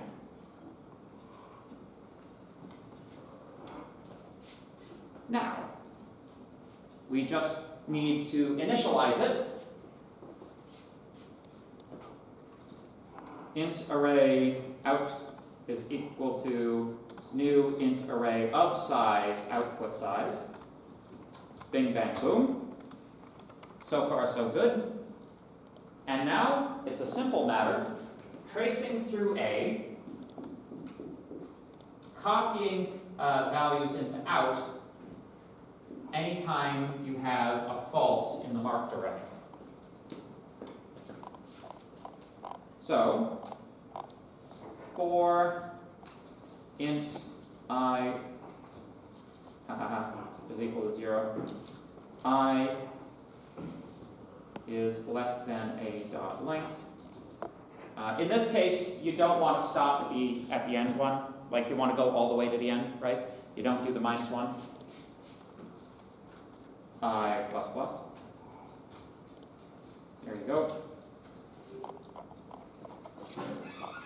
We need a secondary indexing variable to keep track of where the next item, where is the next index we're writing to in the output array, right? Because that's become decoupled from where the I is. So int j is equal to 0 as well. If not marked at I, then out at j is equal to a at I, j plus plus, return out.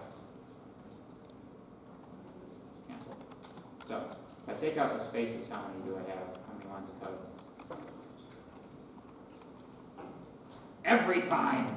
You can see how many times I compulsively hit Control S. Every time that dialog pops up, as with me, so it should be with you. Compulsively hit Control S. I don't care if it says it auto-saves. Hit Control S. Alt S, it depends on which program it is. So, let's see, I've got it in 22 lines. How many did you have? 22, but mine's so much more time consuming. Again, I don't expect anybody to know how to trim it up like that. You know, this is a second semester class. You could probably kill off 3 lines if you condensed your closing brackets for your for loops at the top. Oh, you could do that. Ooh. Actually, another one you can do is this. And I don't do this with classes, but technically that's also correct. I did that. Yeah. So technically speaking, if you wanted to minimize it, the plus plus always executes after the expression that it exists in. So technically speaking, you don't have to do it on the next line. You can do it on that line that it's over. I don't like condensing but In that case, it's probably well fitted. yeah. Anyway, yeah, so all this is fine, but can I prove to you that it works? Here's an input array with many repeated sequences. The output for this should look like 1, 2, 3, 4, 6, 5. So let's hope I am doing okay. Error, let's see here. Oh, you didn't initialize the size of marked. Oh, so I didn't.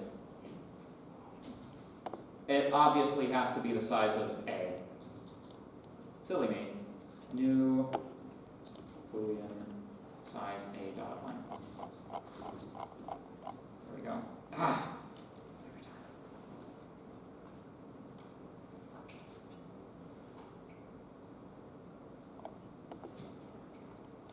So, yes, I know I fixed that error.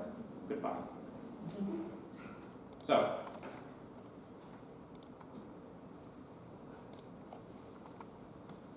first, we have initialized our array.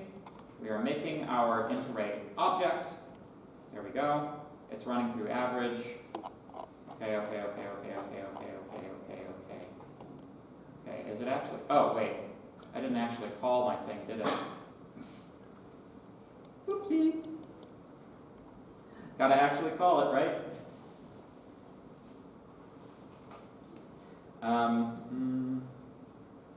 Me.print, or even int array processor new is or next is equal to new int array processor taking me dot get set and then next dot print, and that should give you print set. Visualize execution. I have an error, of course I do. Let's see here, I have my symbol. Space up and you. Yeah, that'd do it. That would do it every day with a tweak. Let's see here.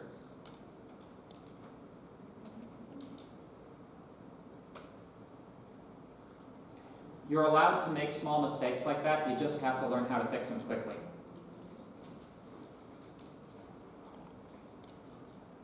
So let's stop running after 12 seconds. Let's see where it stopped.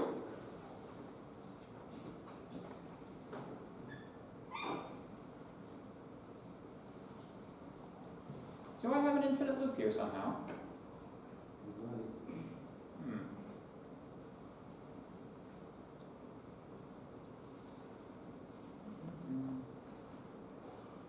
So J is 1, 2, 3, 4, 5, 6, 7, 8, 9. Yeah, none of them are turning to true. That's not really doing anything. Let's see here.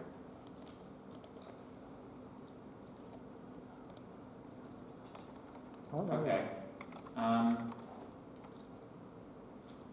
Let's first, it obviously doesn't like how long this is, so let's trim it down. That will be a representative sample. This is one of the limitations of Python Tutor.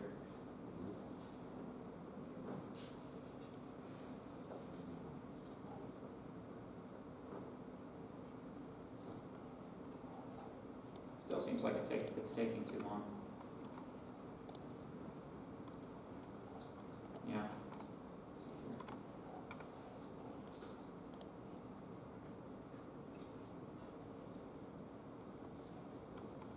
It is setting stuff though. There you go. 6 matches I at, or what is it? 6? 6. No, 5. What am I missing? 5. 5 is 2. 2 matches 1. I is 1, etc. That works.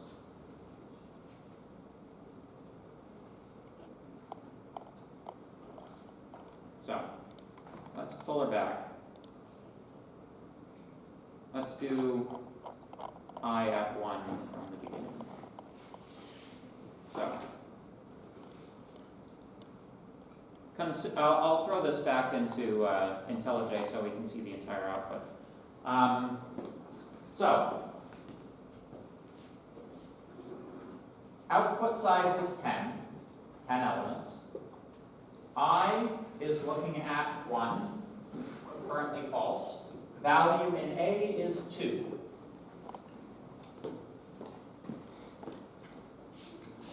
J is initialized as 2. What is A at 2?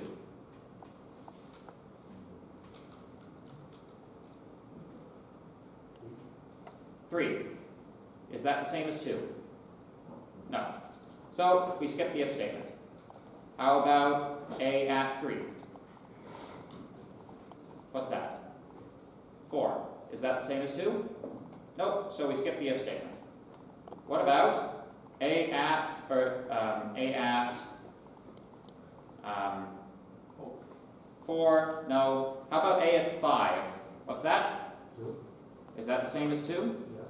So we go in, we mark 5 as true, and we reduce output size by 1. Now I'm just going to copy this code into IntelliJ so that we can actually see the output. Oh, it did the line numbers. Oh, it did the line numbers. Oh. You Okay. can edit the code and we can copy it. Yeah, I mean, So you can edit code. Edit code. yeah, okay. And then you can copy the. Thank you. That's much better.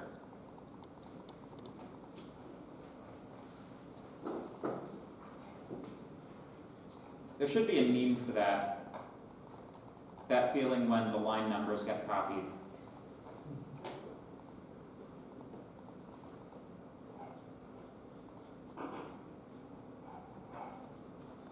So there you have it. There is your output. 1, 2, 3, 4, 6. I could run quite a small example in this guy. Like if I did it as small as like 1, 1, 2, 1, we could run through the whole thing. Hopefully, anyway. Yeah. So, there we go. Running get set, initialize the marked array to false. Output size is 4, I is 1, I is 0, j is 1. It's the same, so we mark 1 as true. Next, taking a look at 2, that's not the same, so we skip. 3, mark it as true, move on. Next, we skip it because it's not marked. Skip it, or we do 2, but we're only examining this one. So j is 3, they're not the same, so we don't do anything. There we go. We now have our marked array, and our output size has been set to 2. We initialize our output array, it initially contains zeros. Now we need to copy things over. So, when I is equal to 0, and j is equal to 0, we copy, marked is false, so we perform this line, copy, there we go, copy, copy. Next, marked is true, so we skip. Marked is false, so we enter. Perform that copy. We copy 2 to 1. Bing, bang, boom. And there you have the return value. So it works. Ta-da! Any questions?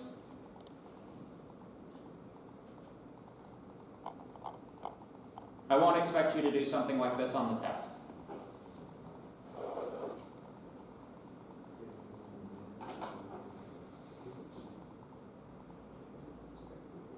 I do, however, think it's useful to have a discussion about algorithmic efficiency when we're talking about arrays, and perhaps show you what an efficient algorithm looks like. Or, you know, not to toot my own horn or anything, but a reasonably efficient algorithm. No questions? Are you gonna post that? I'm gonna post it, yeah. The name of the game with optimization is do not perform unnecessary work. And cache it, cache it, cache it. So, let's move along, shall we?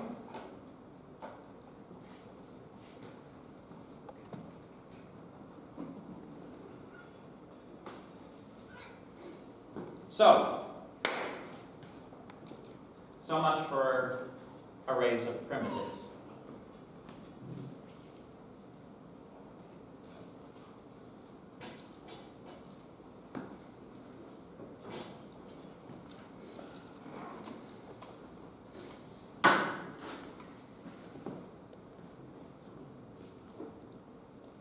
Now,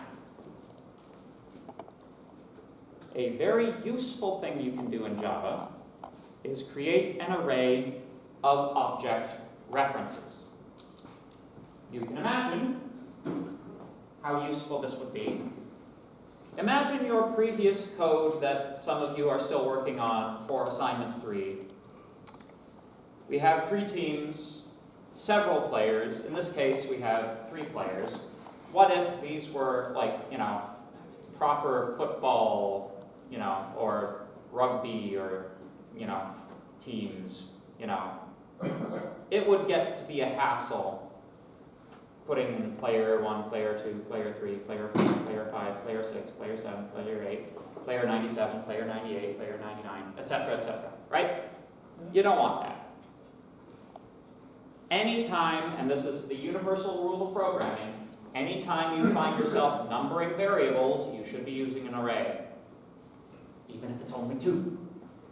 Well, maybe not if it's only 2, but if you're doing P1, P2, P3, P4, P5, that should be an array. Yay. Right? So,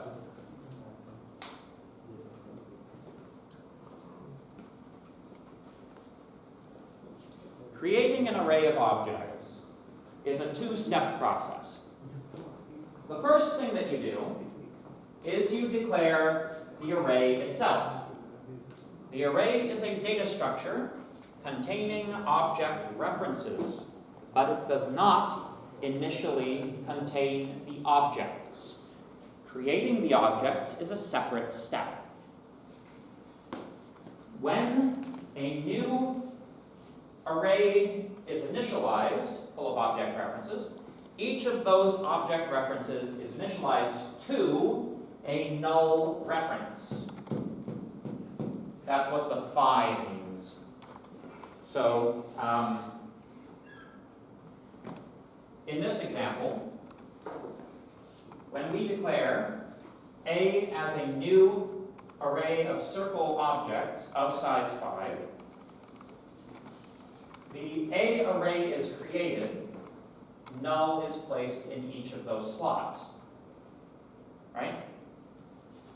Without this line, if all we had was circle array A, all we get is A as a slot to nothing. So, let me put it to you this way. Line 1, circle array A. Line 2, A is equal to new circle array of size 5.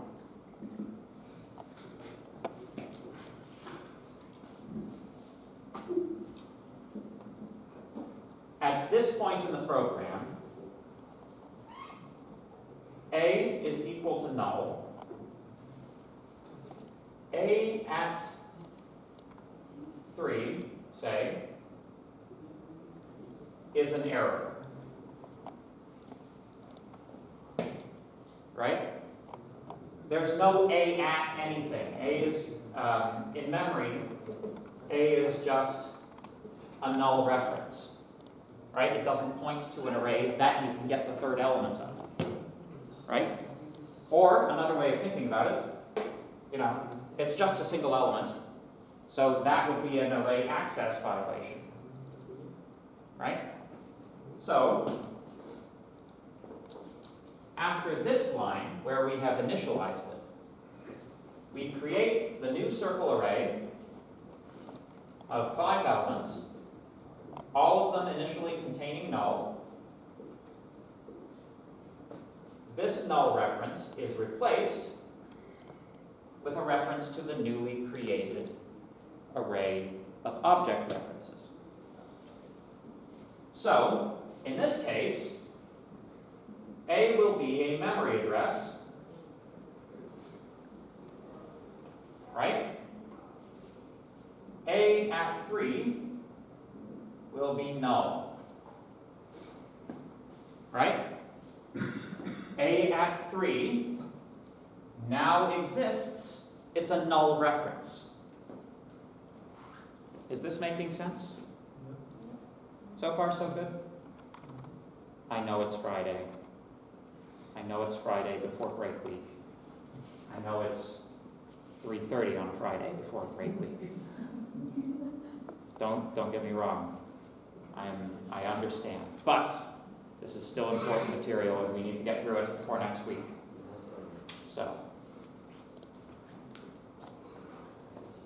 So this doesn't initialize the objects.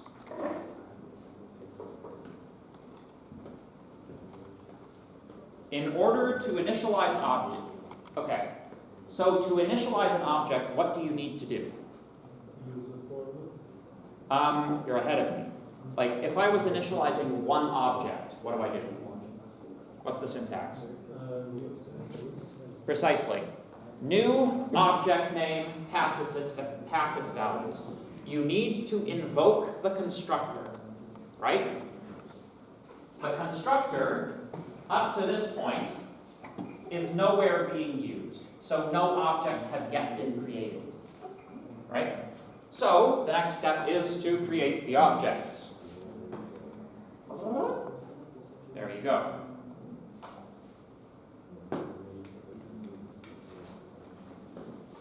So,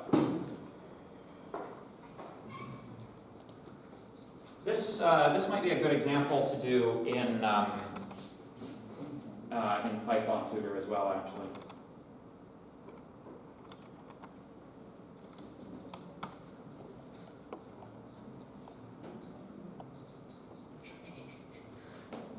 So, let's make a very simple class. Class a foo public int x. There you go. Very simple, very quick class. Public class main with public static void name. String array args. There you go. Oh, class names should be capitalized. There you go. So, array of foo objects bar.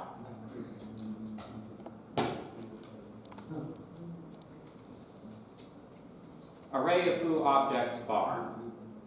Bar is equal to new foo array of size 6.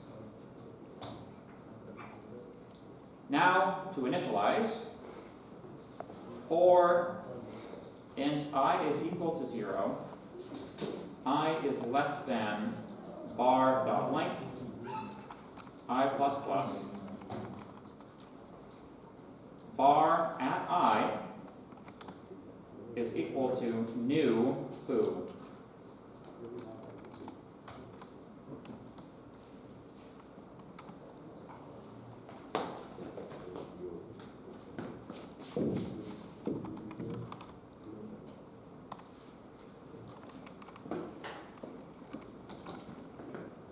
This looks like a constructor, but it isn't.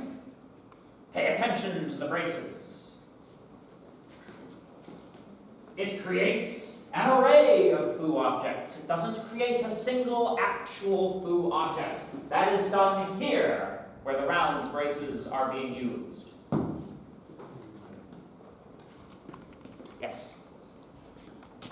Bar isn't a foo object, it's just a pointer to an array of foo objects. Correct. Okay. So, let's give this a constructor real quick. Public foo int x, this dot x is equal to x. Ba-boom! Ah! And then put I in there. There we go. Ah! There we go. So,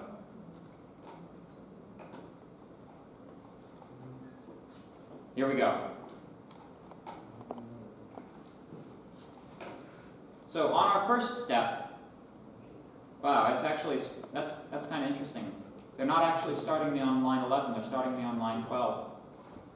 Huh. So anyway, after line 12, the bar array, which was created on line 11 Python tutor, is filled with null references, as you can see. We then enter the loop. I is 0. Bar at I is a new foo object. There you go. We are calling the constructor, setting x in the foo instance, setting a reference from 0 to the new foo instance. We then increment I, continue the same process for bar at I. Continue the process, continue the process, continue the process, continue the process. We are then finished. And you can see that the values of I at each of these have been written into x in the manner you would expect. Does this make sense? So, let me show you something. We have used a traditional for loop for this. Let me show you why an enhanced for loop will bork it up.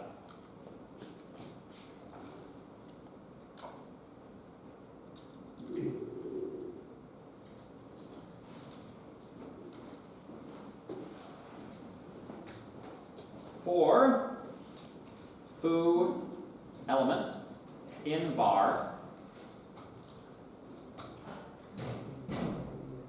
element is equal to new foo at I. This may look like it should work,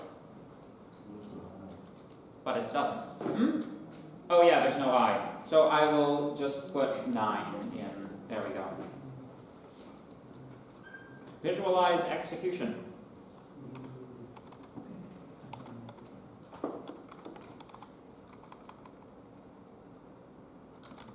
I need to increase the font size, I'm sorry.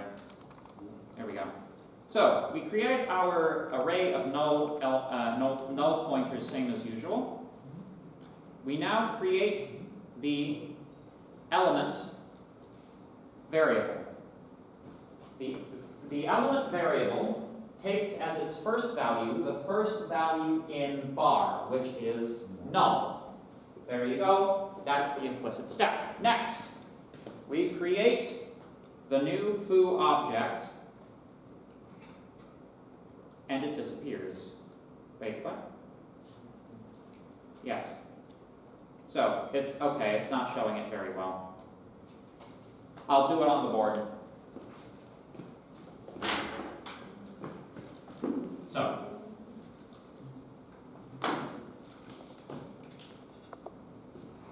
So we've got bar, which for all intents and purposes is an array of null values. In the enhanced for loop, we create a loop variable element.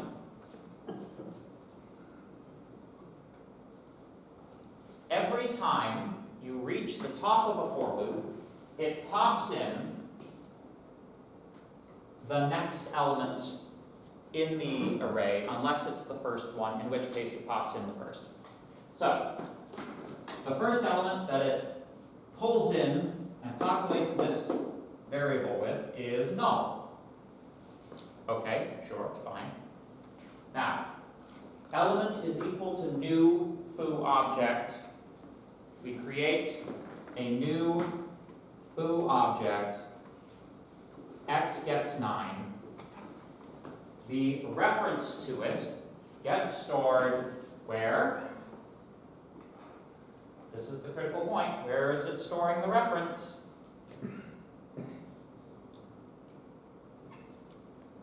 What's on the left side of the equal sign? Hmm?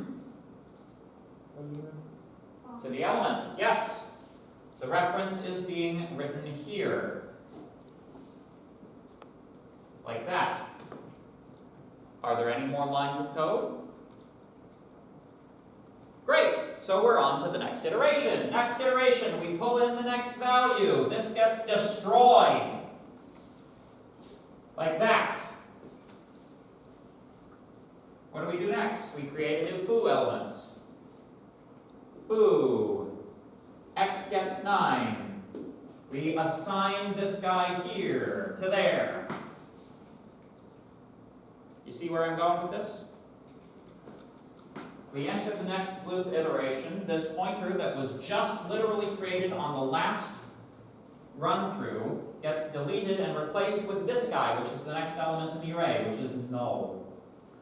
Right? So, in effect, by the end of this, you will have a whole bunch of foo objects which formerly were pointed to by the element variable, but now, every time you iterate the loop, it gets blown out and the link gets destroyed. You now end up with, basically, a whole lot of garbage for the garbage collector to collect. That's all you end up with. All of these things are now instantiated objects with no active links to them, which means they are food for the garbage collector and nothing more.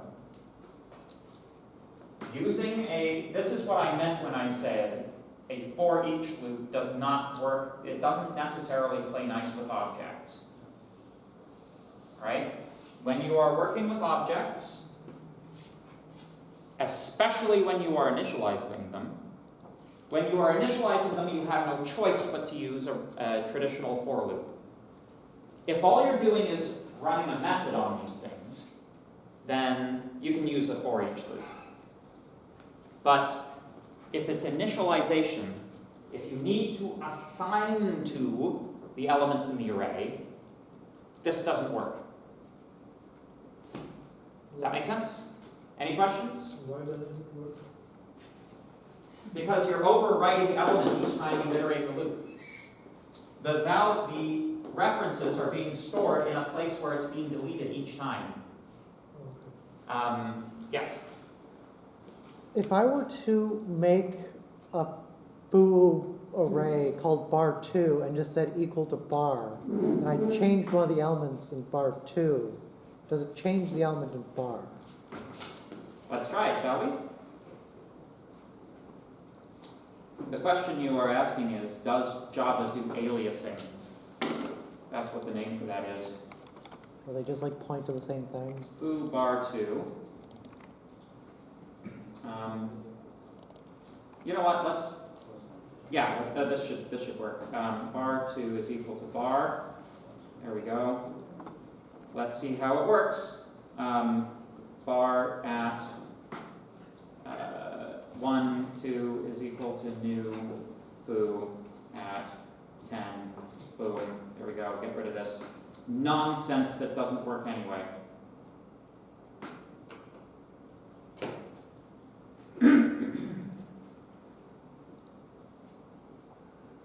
So, bar is created with all of the nulls. Bar2 is created. Oh, look. Have we duplicated this array in memory? No. No. So, when we create a foo instance, it gets 2. Both bar and bar2 see it. So the answer is yes. We have aliasing. Can you go back? Yeah. Like all the way to the beginning? Okay. Here? So Java just doesn't show you the initiation part, 11 and 12. Yeah, it's, Java, or Python tutor doesn't. I'm not sure why. When they're initiated, they're just blank spaces and then they just get pointed to the same thing. So they're separate in that way, but, yeah. Yeah. Yeah, exactly. It's two slots pointing to the same data structure. Because the array itself is a reference to the data structure. It's not the data structure itself, right? So, okay, so bar2 is just pointing to bar, which is pointing to the object. No, bar2 is not pointing to bar. It has the same value as bar, Oh, right? okay, and it's storing the memory address. Yeah, it's storing the same memory address as bar. The situation you just described is this, which would make bar a double pointer to the array, which is actually useful in some instances. Can you do that in Java? Double pointers? Or references? Not easily. Okay. I don't. I'm probably going to look this up on Stack Overflow, and Stack Overflow is going to laugh at my question. Does Java have double pointers?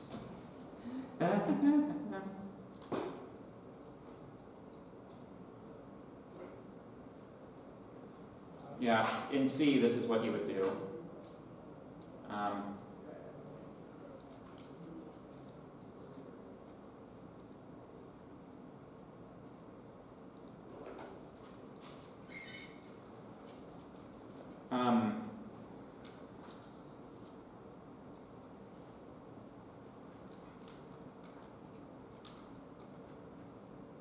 That doesn't look good.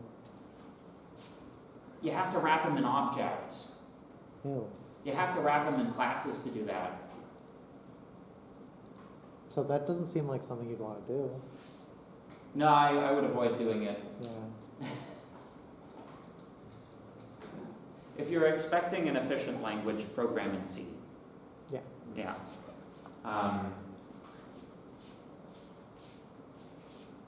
Any questions about this bit? Yes. And that one, it always destroys the last one, right? Yeah, but by the time it exits the loop, Java has block level scoping on for loops anyways, so the element variable is completely destroyed when the for loop ends anyways. So element, like even the last one is obliterated at the end of everything. You get literally nothing, not even the last element. That's why we use DBC for. That's why we use the traditional, the tried and true for loop, yeah. For initialization anyway. Yeah.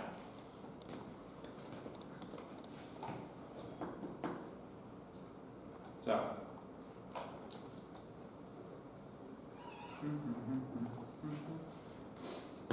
You probably were able to figure this out without me telling you, but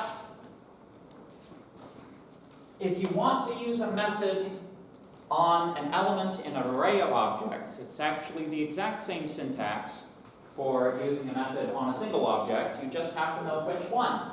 So A at whatever the index is, dot, use your method, right? You can start compounding these things, right? At a certain point in Java, it just ends up looking like, this dot that dot this other thing, array 37 dot dot dot dot dot dot dot dot dot closing braces. Again, Java is a very verbose language. So,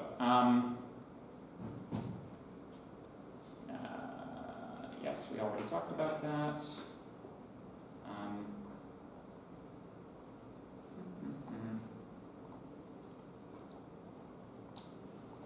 Yep. So, one final thing. Relating arrays of object references to association relationships in diagrams. All right? When you have a large multiplicity on an association relationship, it means that it's expecting you to use an array, right? In this case, we have banks have, one bank has 1,000 customers.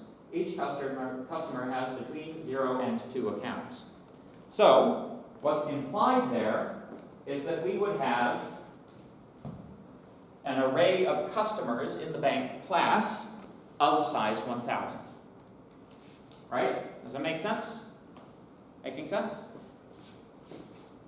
So, one final note. If we have an asterisk there, it can mean a couple of different things, right?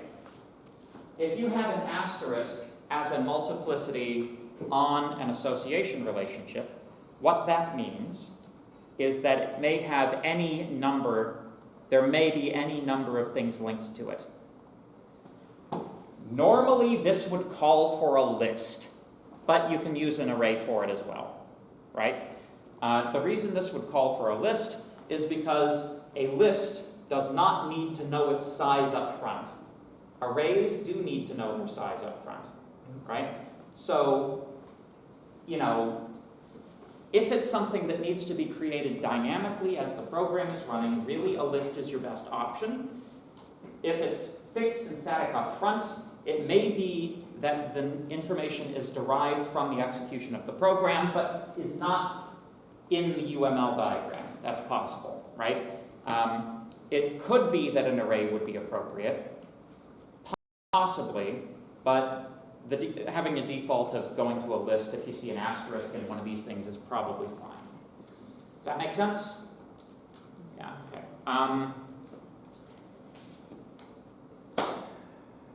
6 minutes left in class. All right. Do I hear a motion to dismiss class? Yeah. Yes. Someone has to put their hand up. All right. I'll gladly do it. All right. You forward the motion. I forward the motion. I need a seconder. Who seconds the motion? You second? And I second the motion. All right. All in favor say aye. Aye. All opposed say nay. You can't nay, you forwarded the motion. That's against Robert's Rules of Order. You can't, that's actually technically against the rules. You have to agree with the motion that you forwarded, but that's okay. The ayes have it. See you all in 2 weeks. I will have your tests marked, I promise. And it's not one of those old promises I made in the past, which I break. You know, this is a new promise in the future, which I will definitely keep. So there you go. Have a good one, everyone. Have fun over the break, but you can don't just work yourselves into the ground. Hey? Sounds like a JavaScript promise?